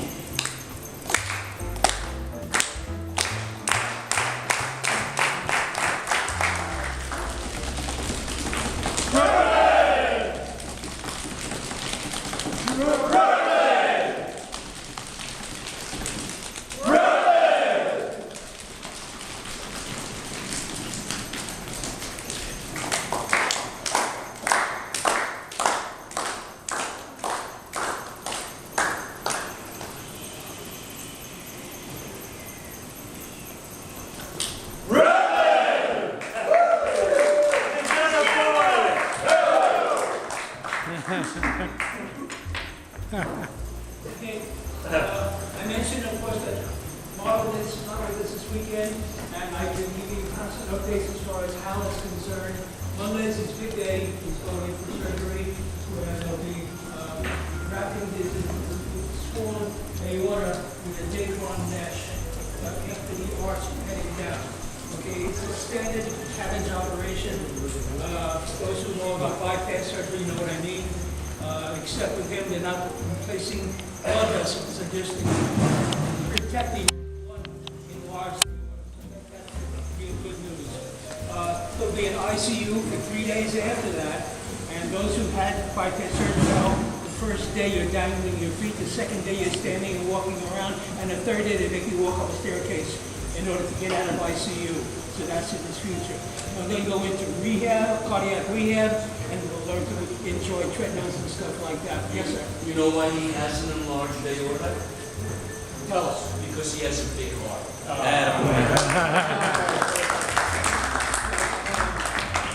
I will continue giving you updates. And again, please, let's not call him because you know you get him on the phone and it's non-stop. You know, we want to have him as rested as possible, okay? But that's his prognosis. He's in Columbia Presbyterian Hospital, and he transferred there because of the surgeon who will be handling everything. The surgeon and his team are world class. And the surgeon has just come back from vacation. So He's just finished explaining about one of the gentlemen who's in the hospital for heart surgery. Now, one of our group who is not here was visited by two of his best friends. And I'd like Phil Greenwald and Eddie Kay to give us an update on their visit with Bernie Sussman. Where's Phil? There you go. So we're here at dinner, and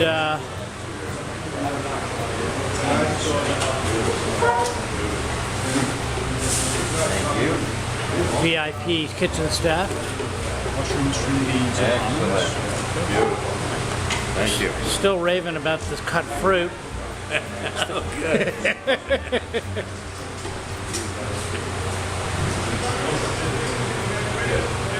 Al, you telling jokes tonight?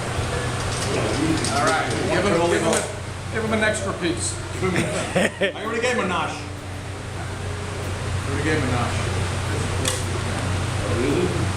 Where's the glove? No gloves. He's wearing it, but somewhere else. Is that right? That's right. No. Yes.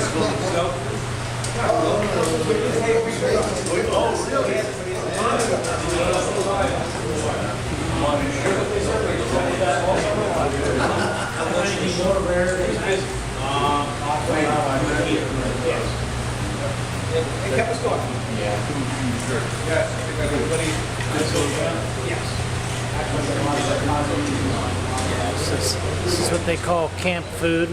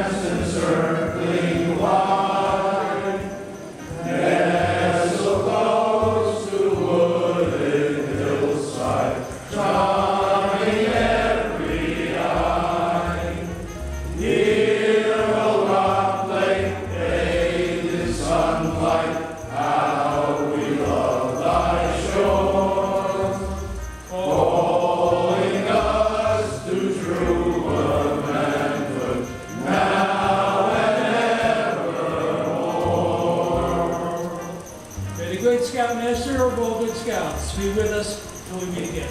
Amen. Amen. You guys, wait.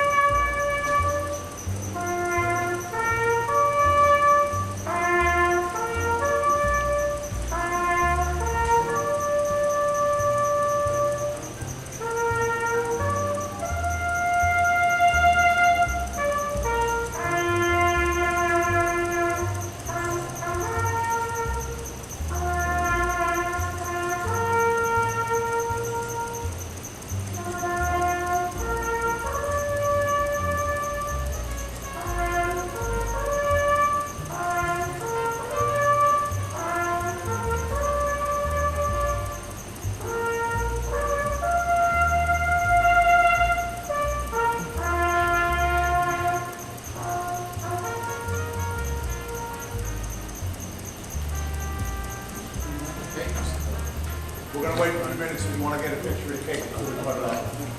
We'll take pictures.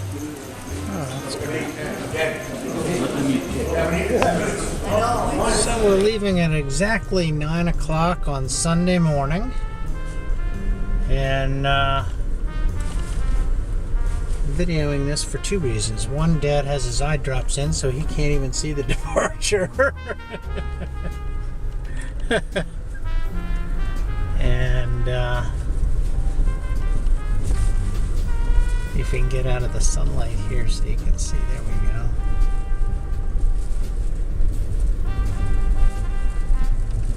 So we're headed back to Tillman Island on, I think it's August 28th, Sunday, August 28th, if I'm not mistaken.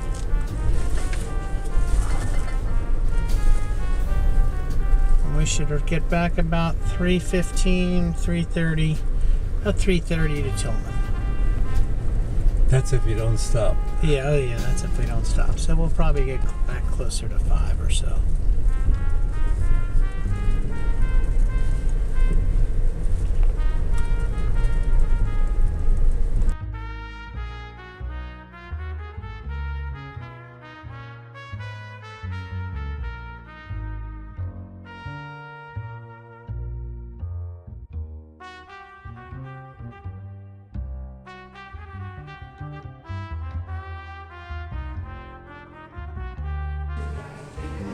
So it's Saturday morning, about 8 o'clock.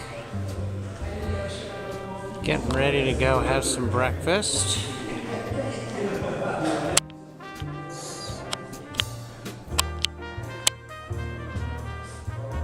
Redid the lodge here, so you can kind of see.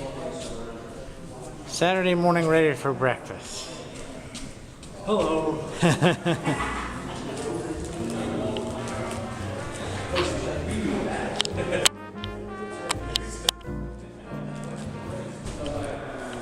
I forgot.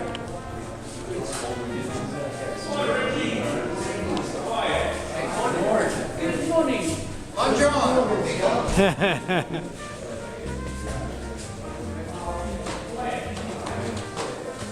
I know you rang me. You didn't see the car.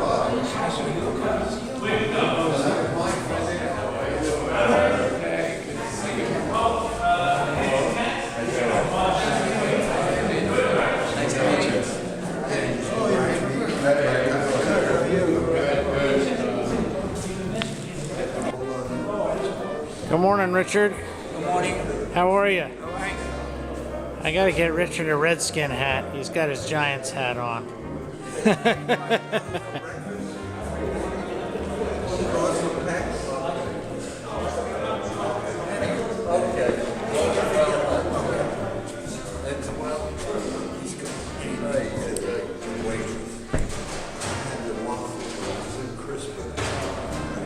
And I wasn't going to bring the hat. You I are. wasn't going to bring No, it's warm. I know, right?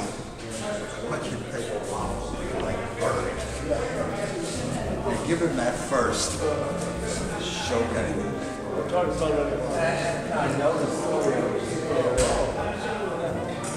And talking with everybody a little bit. And what's your name? My name is Bob Guanaccia. Bob, how long you been doing this? Well, I've been in the Scouts now. It's going since my birthday on April 25th, 1950. So I'm a little bit over right now, 66 years. So you're one of the younger guys. I'm one of the younger guys in the group, right?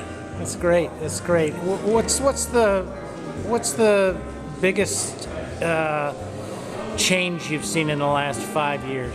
I guess the biggest change I've seen is how everybody now in scouting is, especially some of the younger kids, are more involved in being up here with their computers and their laptops and their cell phones and playing video games. And that's why I was instrumental in opening up the Gottesman Center in one of the camps, which is a center where we have computers there, printers, and access to Wi-Fi and internet. And kids can schedule that as a program as part of their daily troop activity. We do 4 sessions in the morning, 4 sessions after lunch, and 4 sessions in the evening. And one of these sessions in the evening is reserved for Scoutmasters and adult leaders who want to maybe get on and check their email for work-related items too. So this has been a lifelong involvement for you. Yeah, I say when I was 11 years old, so I've been scouting 55 years now. What does it mean to come up here and serve some of the more senior guys over? Oh, in and we Tibbs enjoy it. Line? We're a group that basically does this, almost the same group that we did it for our brotherhoods and our ordeals back in our chapter and everything and our vigils. So we're kind of put together back from our original chapters in New York City and Brooklyn, and we enjoy doing it. We look forward. We actually come up here 3 times a year. Once is for this Arrowhead weekend. We have what we call an old farts weekend in November where we all get together and just kind of relax and kick back and cook maybe 1 or 2 meals and go out for dinner for the rest. And then third time we come up is with our old troop. That's great. Listen, I'll let you eat breakfast. Thank you. Appreciate it. Thanks. Thank you. Thank you, Ron. Were you there? No. They wanted me to show, but I didn't show because the airfare was too much. But that this is the and so far this is their wood badge collection. Incredible. Yeah, this is the our 1, 2, 3, 4, 5. 1, 2, 3, 4, 5. This is the course directors. Our course director is 4, and very seldom you'll get a course director with 5 P's. But this is their course director. This here they wear on the uniform. In other words, on their pocket. And this here is a neckerchief slide showing the beads. And it's so I correspond back and forth, and they.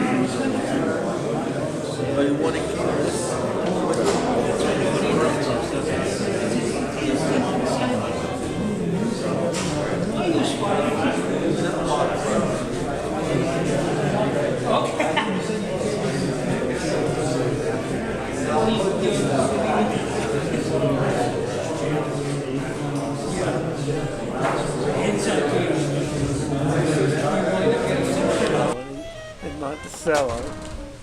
So there was really no need for me to have to come to camp. There was a pool up there, and we played ball and we went hiking. But when I come back to school in the fall, the fellows in the troop that had come to camp just couldn't stop talking about how wonderful it was. So I finally started to plead with my folks to let me come to camp for 2 weeks. And of course my mother's response was, "You're already in the country. We're paying for it." No, it's not the same. And so they finally let me come for the first time for 2 weeks in 1947. The next summer when I came, I was elected to the Order of the Arrow. And then I started going to the winter Saccoponack chapter meetings.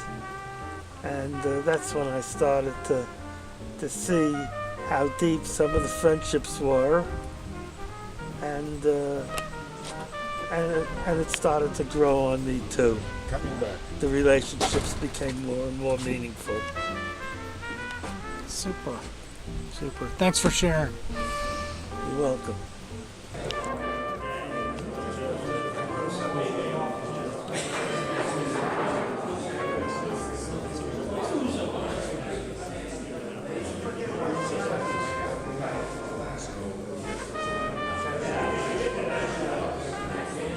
So, who am I talking to? Me. And who is me? You want my name? Yeah, that would be good. Let me go get my driver's license. All right. SID is the first name. Middle initial is M as in mother, which used to be a title of respect. And the last name is Miller, M-I-L-L-E-R. So can we just go with Sid? I'm sorry. Can we just go with Sid? If you want to. All right. So, Sid, tell me a little bit about when you started coming here. Oh, I don't know, quite a few years ago. By coincidence, I was at a party in Connecticut where we live, or my wife was, at that time, Lenny Marcus lived nearby, and she mentioned my name, and Lenny recognized the name, so we made contact with one another. At that time, he was working for Yale doing their labor relations.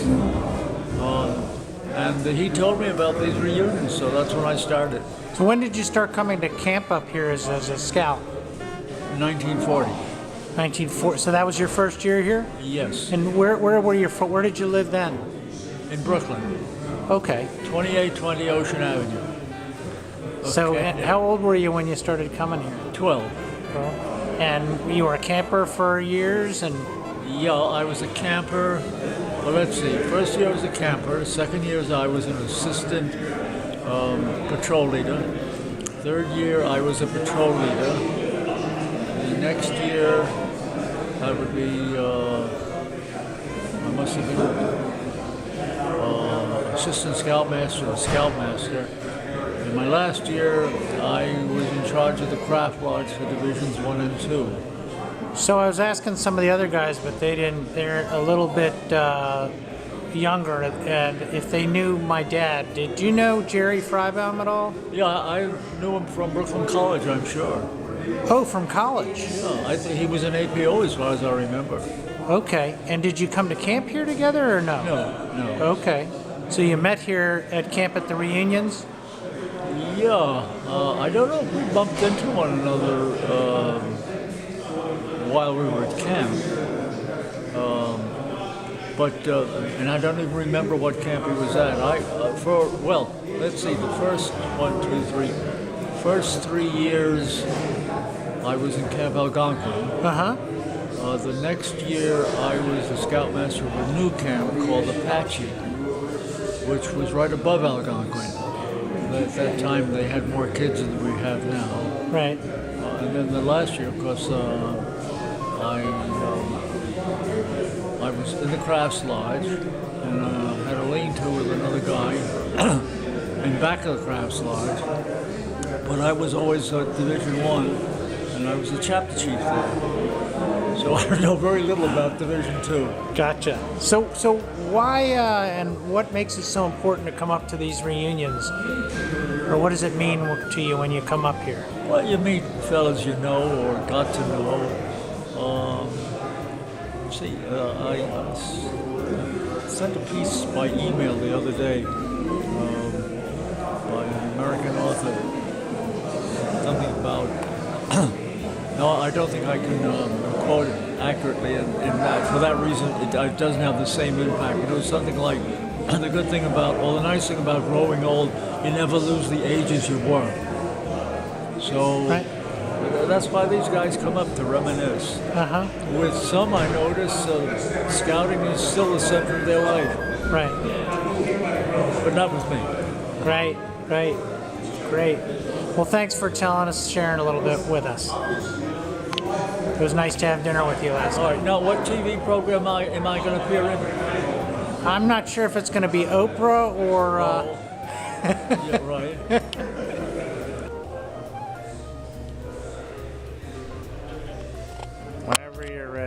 It's just right.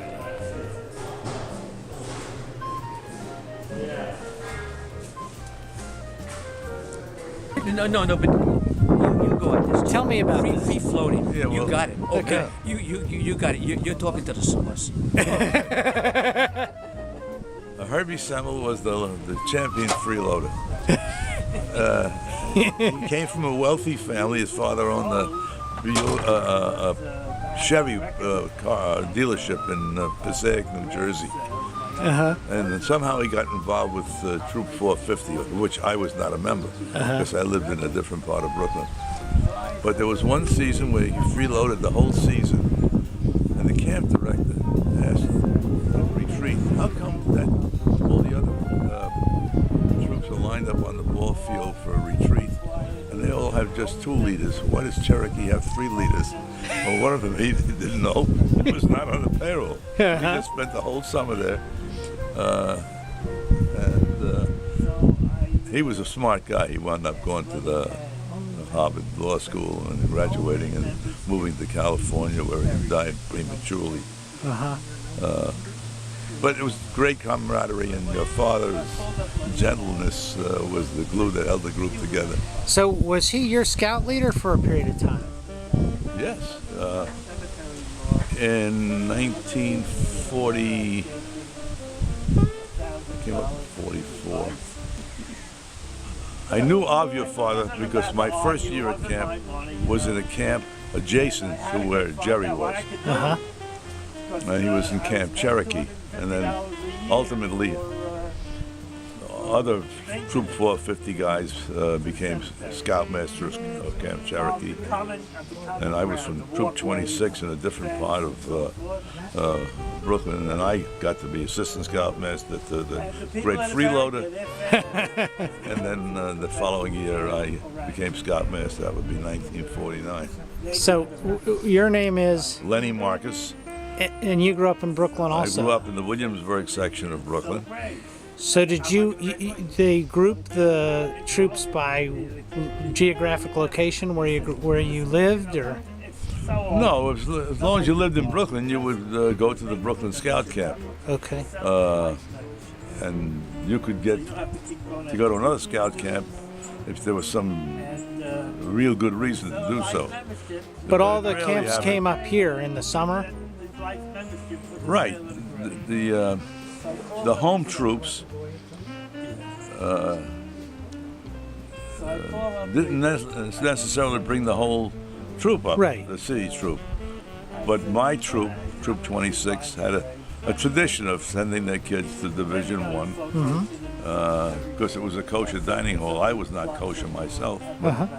I was in a neighborhood which the troop existed, and we had all kinds of kids in it, all religions. A couple of atheists at the time that probably didn't know they were atheists.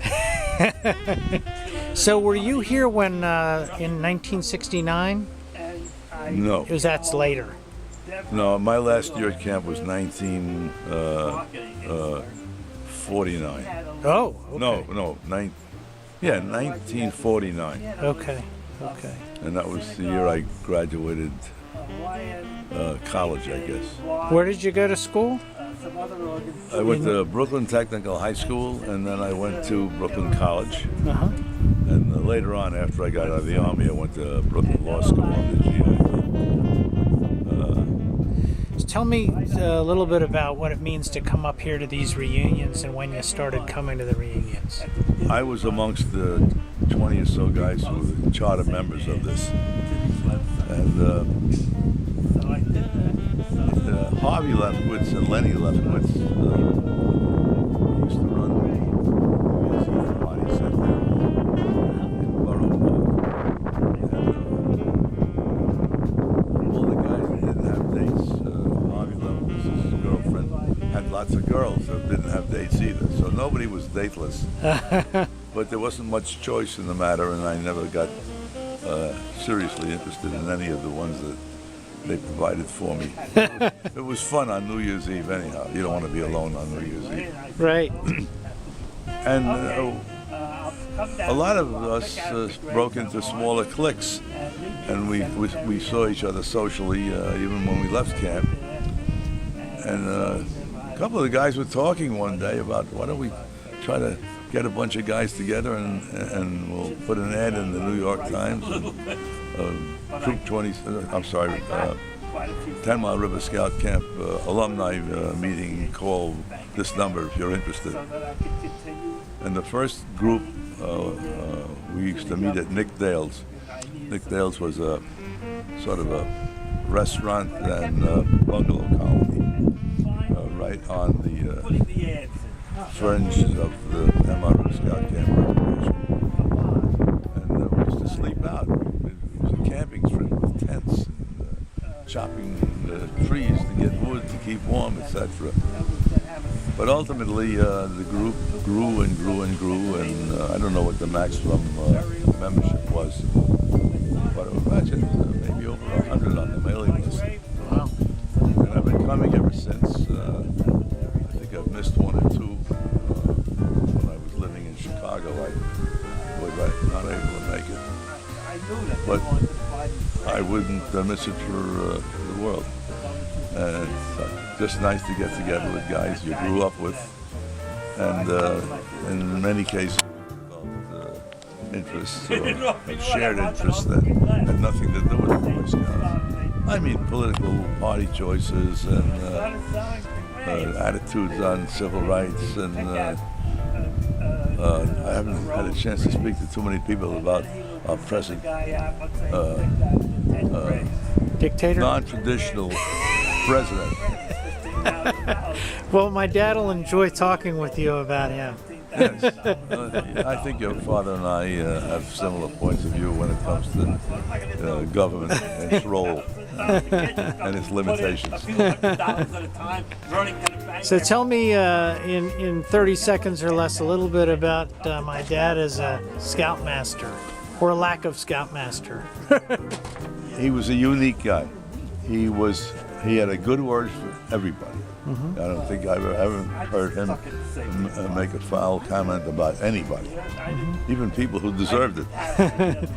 He always was smiling. He was always encouraging. And he was just a great leader. He knew how to deal with kids, and I think all of us learned something from him, and he learned from, I guess, Artie Organ. And I'm sure some of the kids who were in my camp when I was a scoutmaster also learned these things. And I keep on threatening. He keeps on inviting me to his place on the Eastern Shore, because I lived now in Baltimore, and so it's not that big a trip. But I'm moving back to New York. But I see him once a year at these events, and a whole slew of memories come floating to the surface. Things that he did. And he was not a commander. He was a leader who naturally got followed. And people did what he would suggest they do for the good of the camp. And he epitomized what this organization, the Order of the Arrow, is all about. You do things, cheerful service. He who serves his fellows is of all his fellows greatest. And your father was a manifestation of that. I think a lot of us learned it from him, not by words, but by deeds. And Sid Miller, who's not here, yeah, he is here. Yeah, I talked to Sid. He's a real contemporary. I think they're roughly the same age. Yeah. But your father and Sid Miller were my role models as a kid. Well, thank you. You're most welcome. Thanks for taking the time. On the road, Saturday morning breakfast.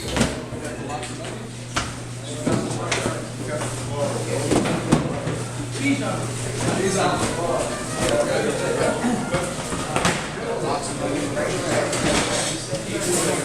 morning. How are you? Yes.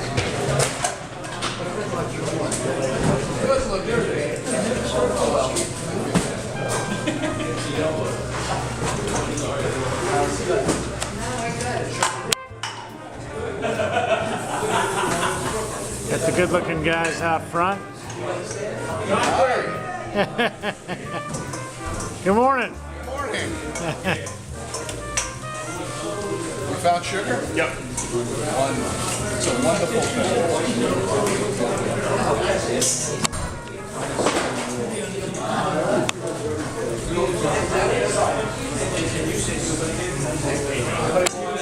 I know, I'm out of the kitchen, out of the kitchen.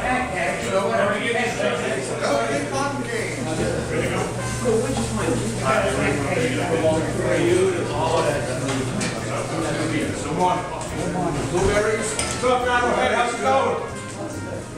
Good morning. Good morning. How's everybody? How was your trip? Beautiful. Anybody from Florida? Yes. We'll stay here for a while, right? We bought extra eggs. You'll be here for a while. March. Which March? 2018. Who's looking for pancakes this morning? Anybody? You like blueberries in them? How many do you like? Couple. Yes. Oh, there's in the front. Yep. There was one further southeast, southwest yesterday. Mexico had an 8.0. Yeah. This was further south. Further southwest.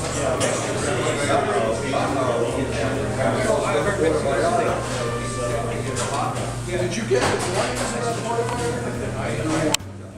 Okay, it just can't go the entire zone.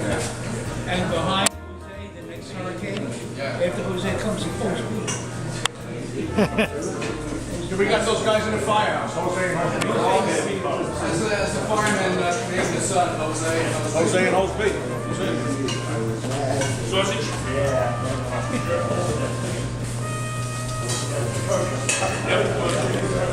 Thank you. Is that all you want? Sausage, sausage, sausage. Sausage. Oh, that's right. Guys, you got the absolutely good job. Right on the table behind. You got it. Sausage.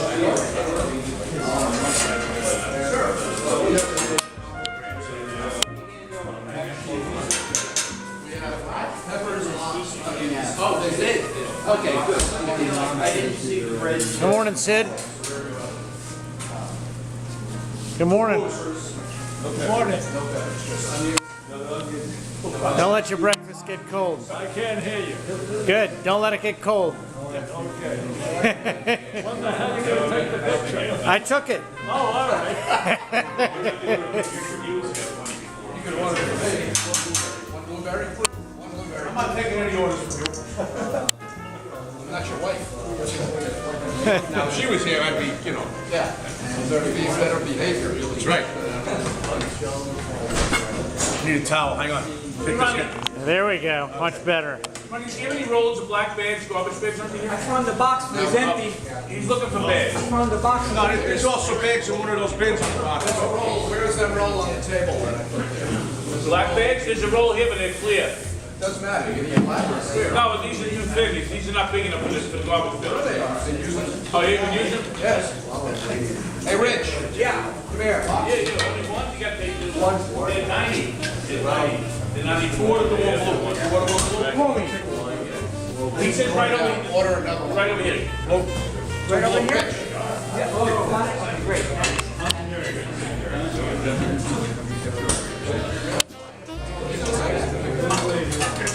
That's why I said don't snap all of them, you know?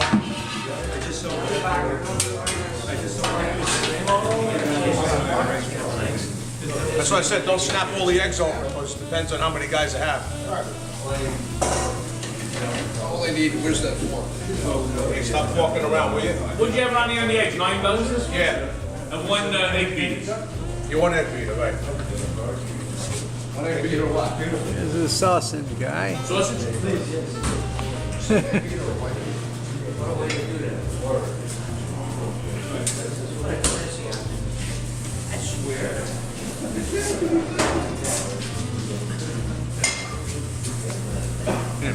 So, what? Who? Can you tell me a little bit about yourself? Me? Yep. Oh, I was born at a very early age, and not early. Grew up in Brooklyn, New York. Did all my scouting in Brooklyn. I've been a fireman for 43 years. Came back to scouting after a 35-year break. Tell them the truth. You've blown your hose for 43 years. That's true. Came back to scouting after a 35-year break because of the Arrowhead. And I've been on the kitchen crew here, I guess, about 6-7 years with the veterans here, with Jack and Vinny and his guys. And we got new guys coming in every time. Ian Benabai is new to the kitchen. And now this year we got, what's his name? Richie Miller's coming in this year. Yeah. But great to come up every year and reconnect with my guys. And more importantly, reconnect with the original Arrowhead guys. They got the best stories in the world about camp. I was about to say, so what does it mean for you to come up and you guys and your crew here service these more senior guys? What is it? It's paying it forward. Paying it forward. And love hearing the stories of how camp was in the 30s and 40s. And just to us, I mean, the first couple of years we came up, we were like glued to these guys. We wanted to hear everything about camp 50, 60 years ago. And hopefully, they paid it forward to us. We'll be able to pay it forward to the next generation as well. So it's great to come up here this weekend. We look forward to it every year. Come back next year. Saturday morning breakfast.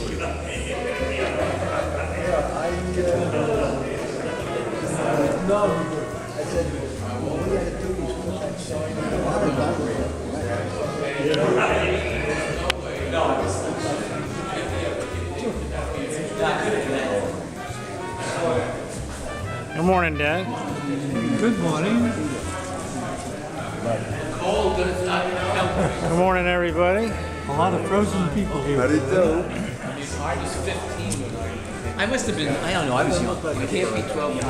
You're starting your first tenderfoot years. Yeah, so I have to think now. I have to rethink it, but I think I was then they're combing the thing down and working them out. And so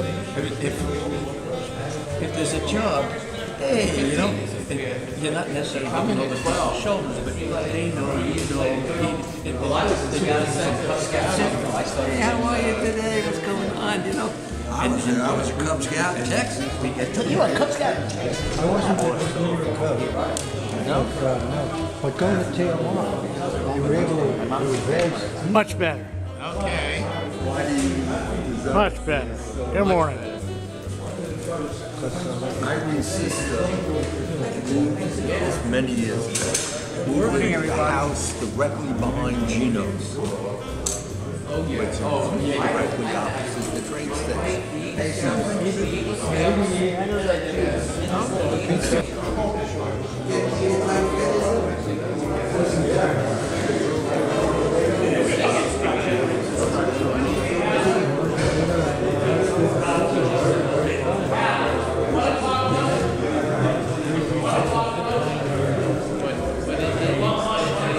In all fairness, this is a second take. I had to get on film, so I asked John if he would come and say a few words on camera for me, and this is what he said. Fine, but right now I'm on my way to take a shit outside. Tell me who you are.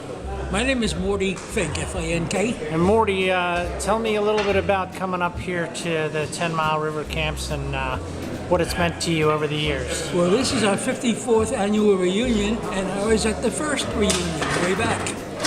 When was that? 1964. So did you come here as a child to camp? My first year at Scout Camp was 1946. My last year at 10 Mile River was 1969. And where are you from? Originally Brooklyn, now I live in Vermont. Oh, okay. And what troop were you in, or what? My troop was Troop 101, and had lots of famous people in there. The original Scoutmaster was a person named Alfred Harvey, who went on to have Harvey Publications, Captain of the Friendly Ghost, and Richie Rich, and all that kind of stuff. And I was Scoutmaster of that troop for 17 years, and a member of that troop for 27 years. Wow. So tell me about coming up here and how this got started, these reunions.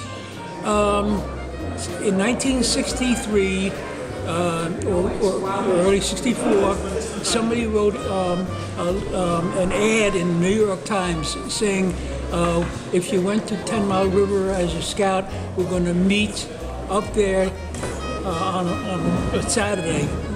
And 18 people showed up. Fantastic. And that was the start of it.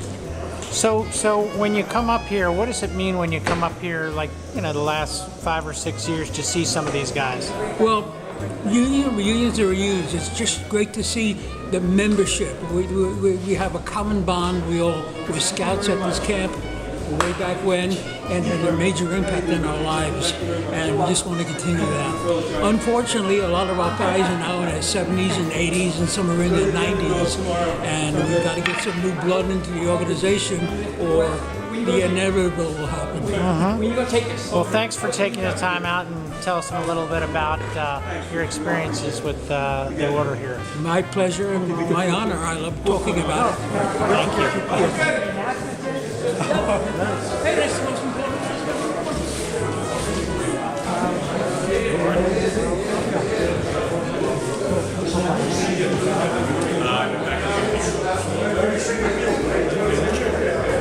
My memories is yes.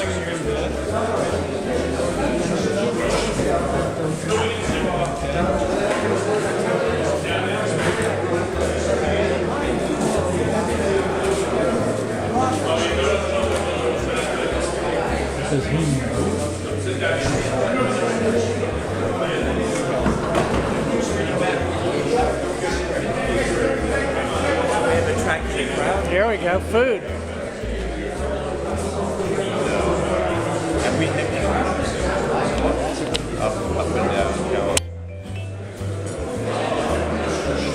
You are. Okay. And a little bit about where you're from and how you started coming here to camp. Okay. I'm John Clary. I grew up in Brooklyn, in the Flatlands section of Brooklyn, and came up.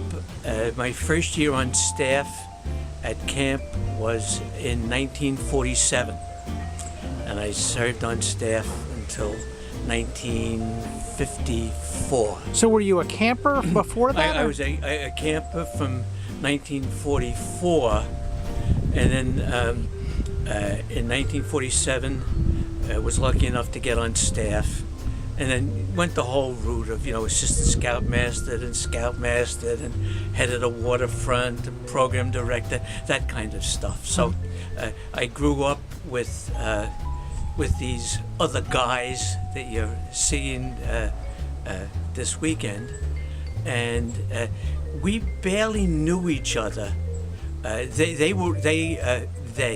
The guys in here, most of them were over in what was then called Division 1, Division 2. That was the kosher section. And we were down the other end in Ipatanga.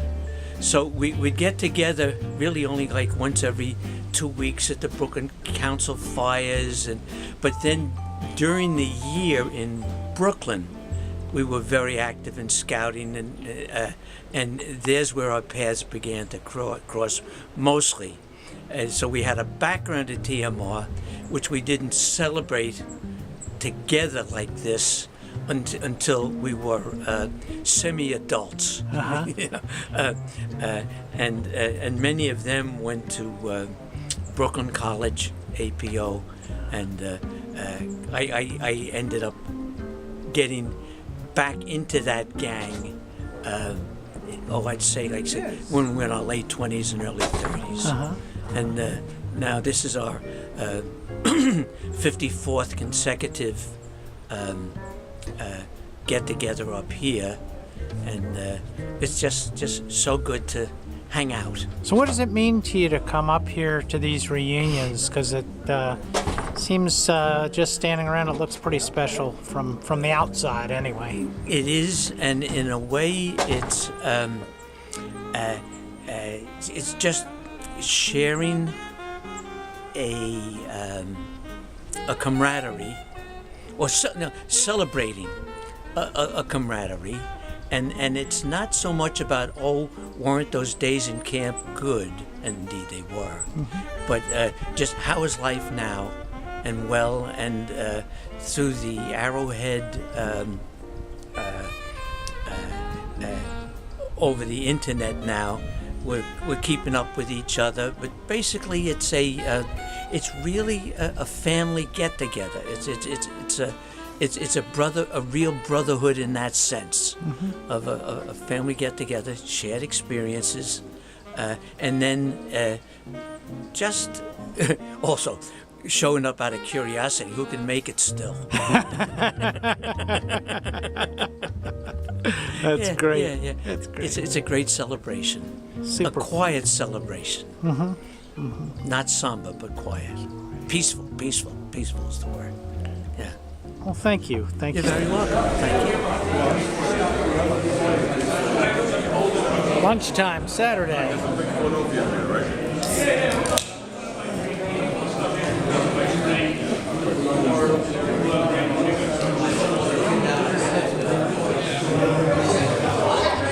Lunch Saturday. Lunchtime Saturday. You guys that work with new assistants, young guys right out of college, they learn the business. I'm in the business 20 years, so I can't teach them 20 years. This Chapagat consisted of 4 tent camps. 4 tents. And so how many years have you been coming to these reunions here? I haven't been to each of the Not every one. prior 53 reunions, this being our 54th, but I was one of the original 17 guys who met the first time at Nick Dale's. Wow. I wanted to mention that when I was a camper, there was a campsite on a lower level, below level that my campsite was on. One of the campsites was Cherokee, and the provisional scoutmaster for that campsite was a guy named Jerry Frybaum. I think he had an assistant scoutmaster, a little guy named Lenny Brado. I'm not positive that I made the right connection, but I do know that Jerry Frybaum was the provisional scoutmaster of Cherokee campsite. Interesting. So what does it mean for you to come back up to these reunions and see some of these guys? I'm not sure. I'm not sure how I can express it. It's a bit of choking up every time I get back here. It's seeing the old campgrounds, and especially the guys that we've spent our lifetime remembering, or we remember as highlights of our lifetime. That's what I'm trying to say. That's what it means to come up here. Quite a spread here. We got some knishes. We got tuna, chicken. Pretty good spread.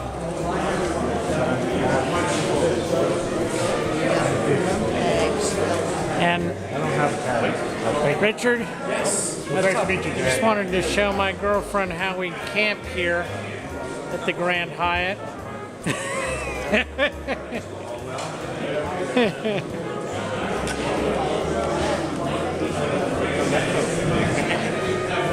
Come join the crowd.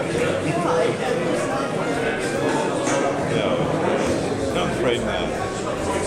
So it's Saturday after lunch, and we're outside the 10 Mile River Scout Camps Museum.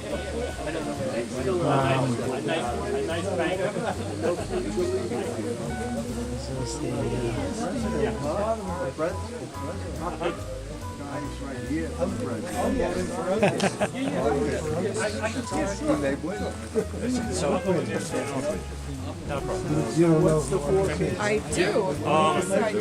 There was some issues. We're in the museum watching a film on the history of the Boy Scouts. Camp Equimana, the Staten Island camp, had the red jacket cabins with chimneys and lockers, shelter cabins, and around lean-tos with reflective fireplaces and tent sites. There was an enclosed dining hall, one house, waterfront, camp director's cabin, and trading post. 70 scouts and scouters first occupied the camp over the night. Yes, yes, absolutely. If you will, please. You will. Away. We on this, on each of these weekends, as they occur, it's sort of a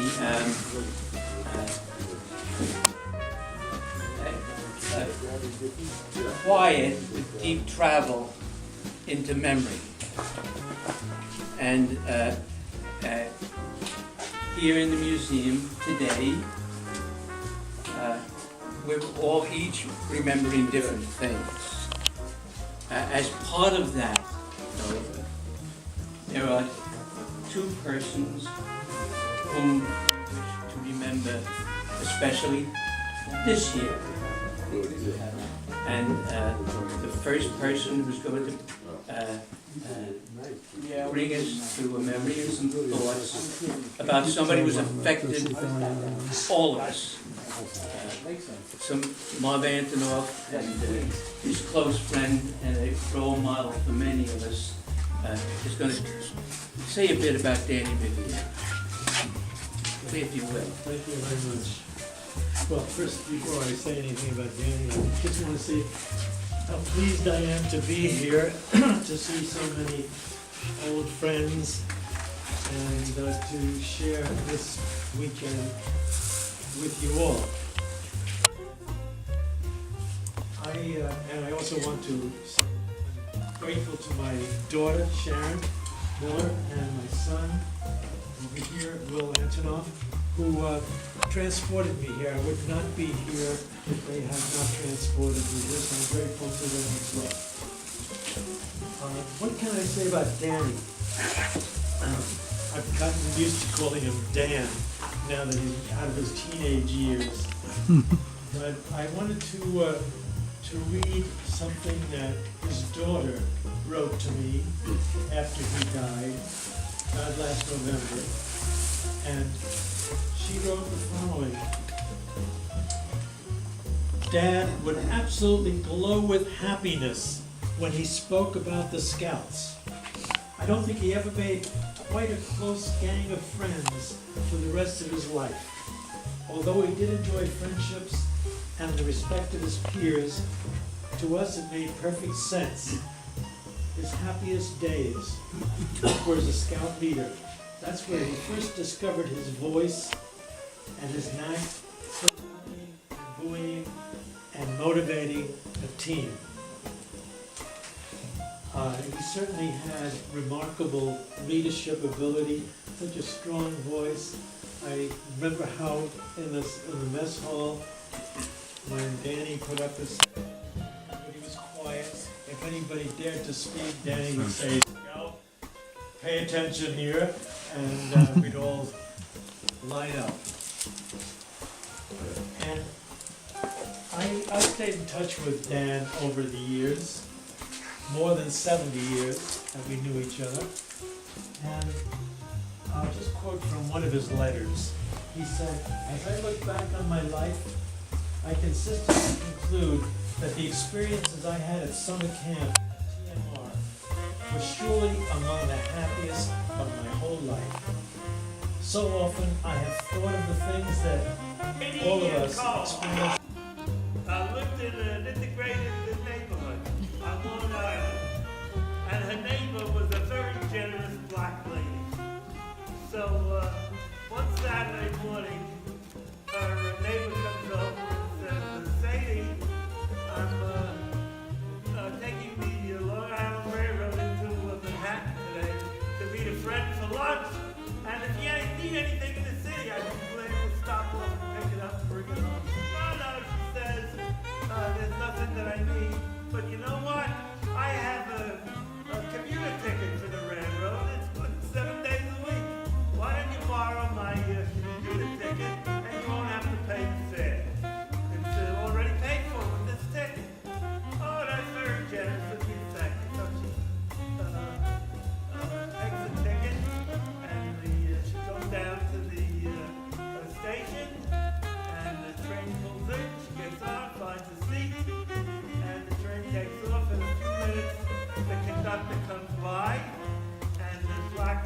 hand sticking up the ticket like this.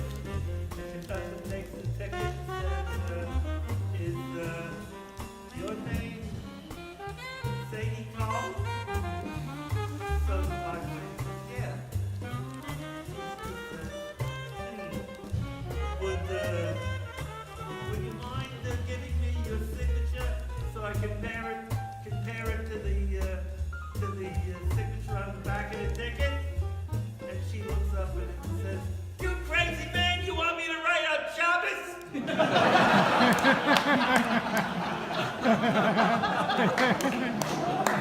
Here's the Indian Cliffs. We have party of 6. Up 7.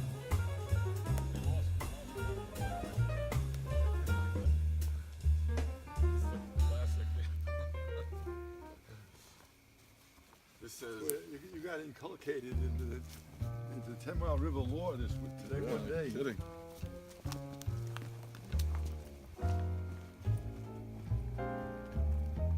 This is evidence of being responsible and wearing this. 7 o'clock Saturday morning. Kitchen crews here. Oh yeah, come over. I can go with it. Still. Let's go, right?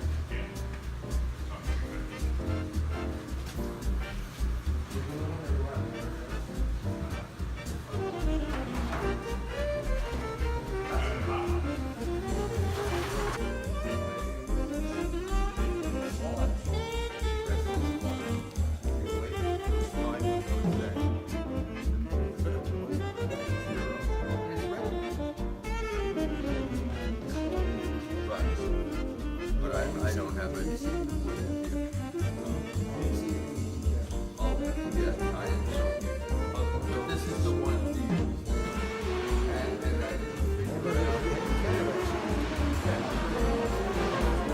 Probably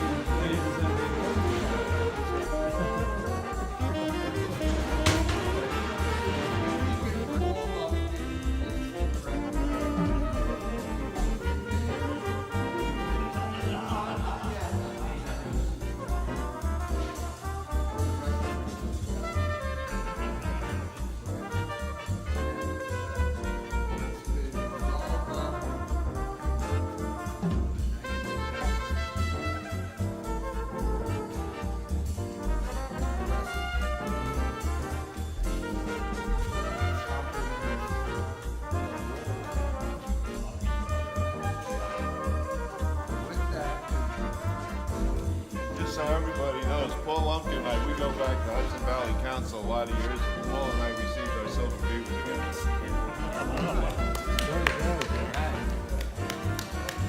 social calendar for the day. It's very technical, but keep on eating for another few minutes, and then at 1:30, please. For luggage, you want to go beyond the museum cliffs, please, back here at 6 o'clock for a group photo that will be out on the deck facing the flag.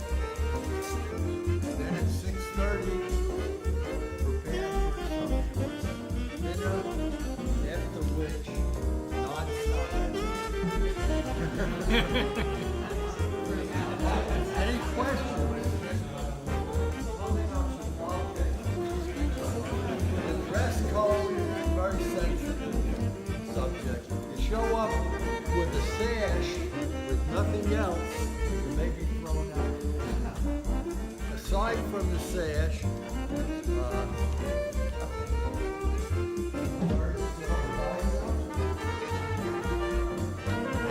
and this is mostly for art.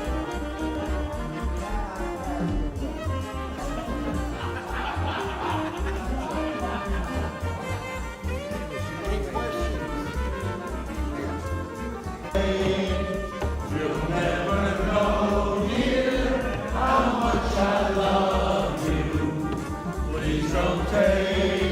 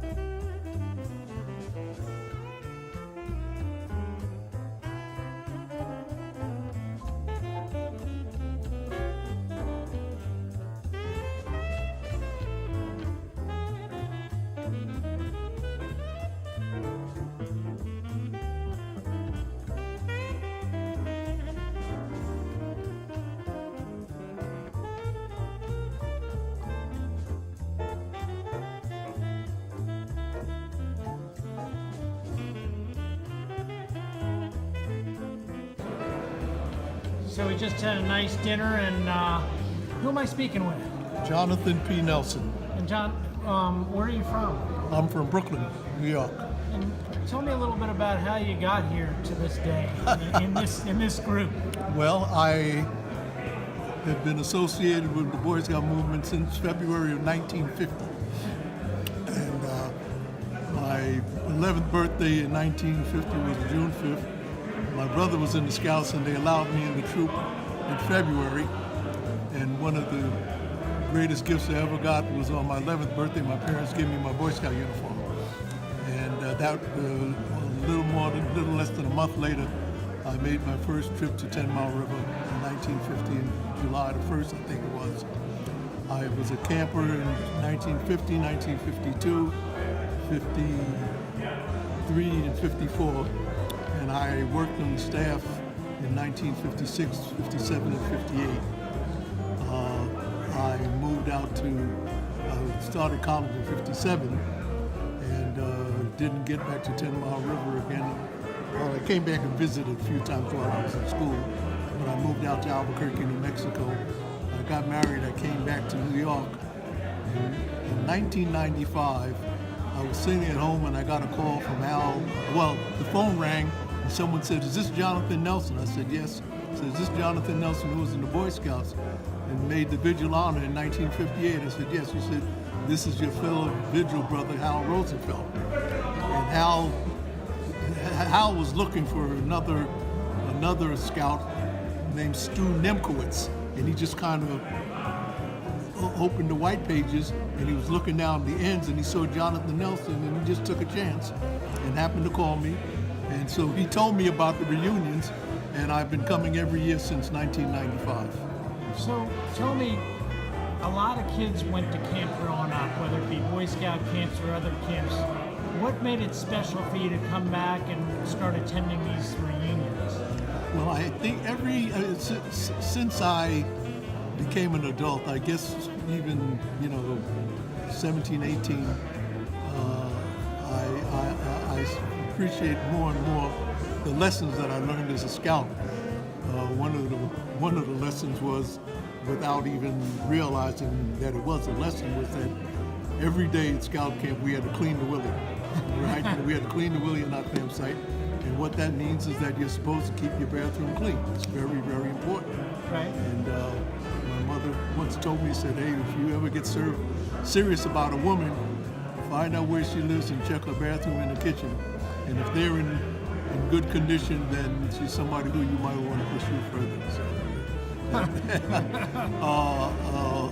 I think if we live by the Scout oath and laws, we will have a very, very, very fulfilling life, and we will be individuals who people admire and respect.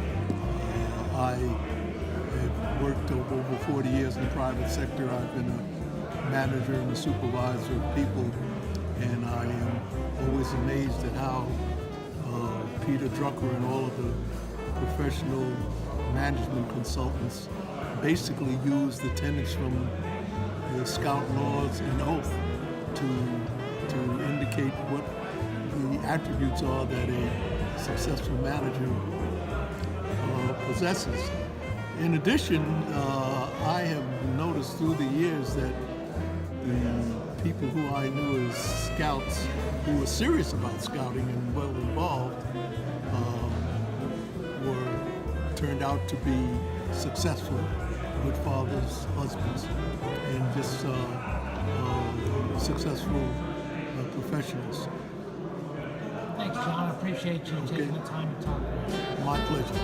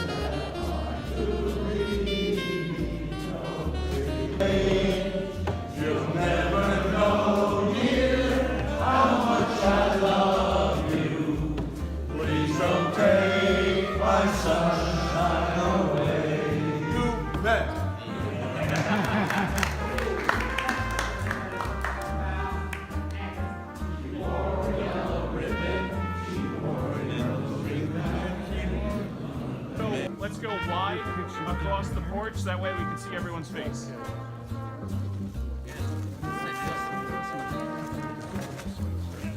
Dad. Dad, have a seat. All right.